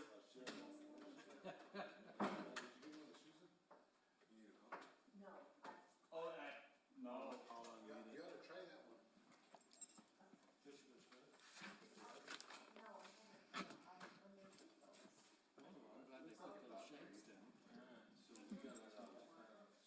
You know what I like about it, is it doesn't seem to have all that sugar that most It's strong, it's extra strong. That's what you get when you get these guys. Tastes like dicks. Mayor, just a heads up, the Zoom timed out due to 40 minutes of being idle, but we're still gonna be on mute. Okay. Whenever you're ready, I'm gonna unmute it. Okay, you got it ready going, Ron? Yes, sir. Okay, we're back out of closed session. Can I have a motion to enter into open session, please? Yes, Mr. Mayor, I move that we come out of executive session and further attest that all matters discussed in executive session were pertinent only to the matter. Okay, you got it ready going, Ron? Yes, sir. Okay, we're back out of closed session. Can I have a motion to enter into open session, please? Second. Any final discussion? What? Roll call. Counselor Jackson? Aye. Counselor Hooker? Aye. Counselor Eby? No, sir. Aye. Counselor Luderman? Aye. Counselor Salas? Aye. Counselor Coughlin? Aye. Oh, yes. Thank you, everyone. Now we'll go back to the business at hand. Items number 5. Did we come to a conclusion on that? So this is regarding the drone light show. Sydney called Preston, who is the chief pilot of the Sky Element drones. Mm-hmm. Okay, and spoke with him, and he said if there is any weather problems, that we could reschedule it for either the following day, whatever day we choose, and if that's not feasible, then we could do the event for another holiday. Okay. We will, we can amend the contract to agree to sign it, so we'll just add another clause in there. I'll get some language from Zach to add another clause regarding, sorry. There you go. To clarify everything that we said on the phone. But he wouldn't, it wouldn't be for, let's just say July 4th, and it got rained out. It wouldn't be for July 4th then. We'd have to, we would cancel it and then do it for. Well, we could do it for whatever day, like say we're gonna do it on the 4th. If we wanted to change it to July 5th, we could change it to July 5th. Okay. Or reschedule to another Or time. reschedule to a different holiday. He Okay. said that would be up to the village. So, yeah, we'll just get that clarified in writing. So if I can get an award on the ITB or the RFP with the authorization for the mayor to sign the agreement after I've resent it, have it re-signed. So Mayor, I'll go ahead and make the motion to approve agreement RFP 2023-002P with Sky Elements LLC for drone light show services. Second. Would you accept a friendly amendment as amended, as discussed? Sure. That, with the weather date. With the weather inclement weather amendment. clause to be, And and when she got it redone, she'd bring it to the mayor for signature. Got it. Yes, I agree. Second. Okay. Any final discussion? Other than that, roll call, please. Counselor Coughlin? Aye. Counselor Letterman? Counselor Eby? Counselor Salas? Aye. Counselor Hooker? Aye. Counselor Jackson? Okay, thank you. We'll go back to item number 6 is discussion, possible action on real property condemnation proceedings. Mayor, council, the Village of Ruidoso staff has gone through the process under the Federal Code of Regulations to try to negotiate easements with property owners.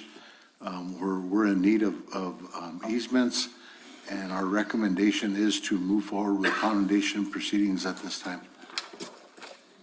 Okay, Mr. Mayor, move that those movements as explained by the administration for condemnation of properties as listed by the deputy village manager also be accepted and action be taken. second. Any final discussion? Do we need to identify the properties? Or no? No. No. No, okay. Because if, in the ability that an agreement was reached with those others that we went Because on. we had a 10-day period where not all of those may be included, or they may be. Okay. Got it. Okay, roll call. Do we have a second? Yes. Yes. Roll call. Counselor Jackson? Aye. Counselor Hooker? Aye. Counselor Coughlin? Aye. Counselor Salas? Aye. Counselor Littman? Aye. Counselor Eby? Aye. Okay, that concludes today's agenda. Thank you for attending. This meeting is adjourned. Good job.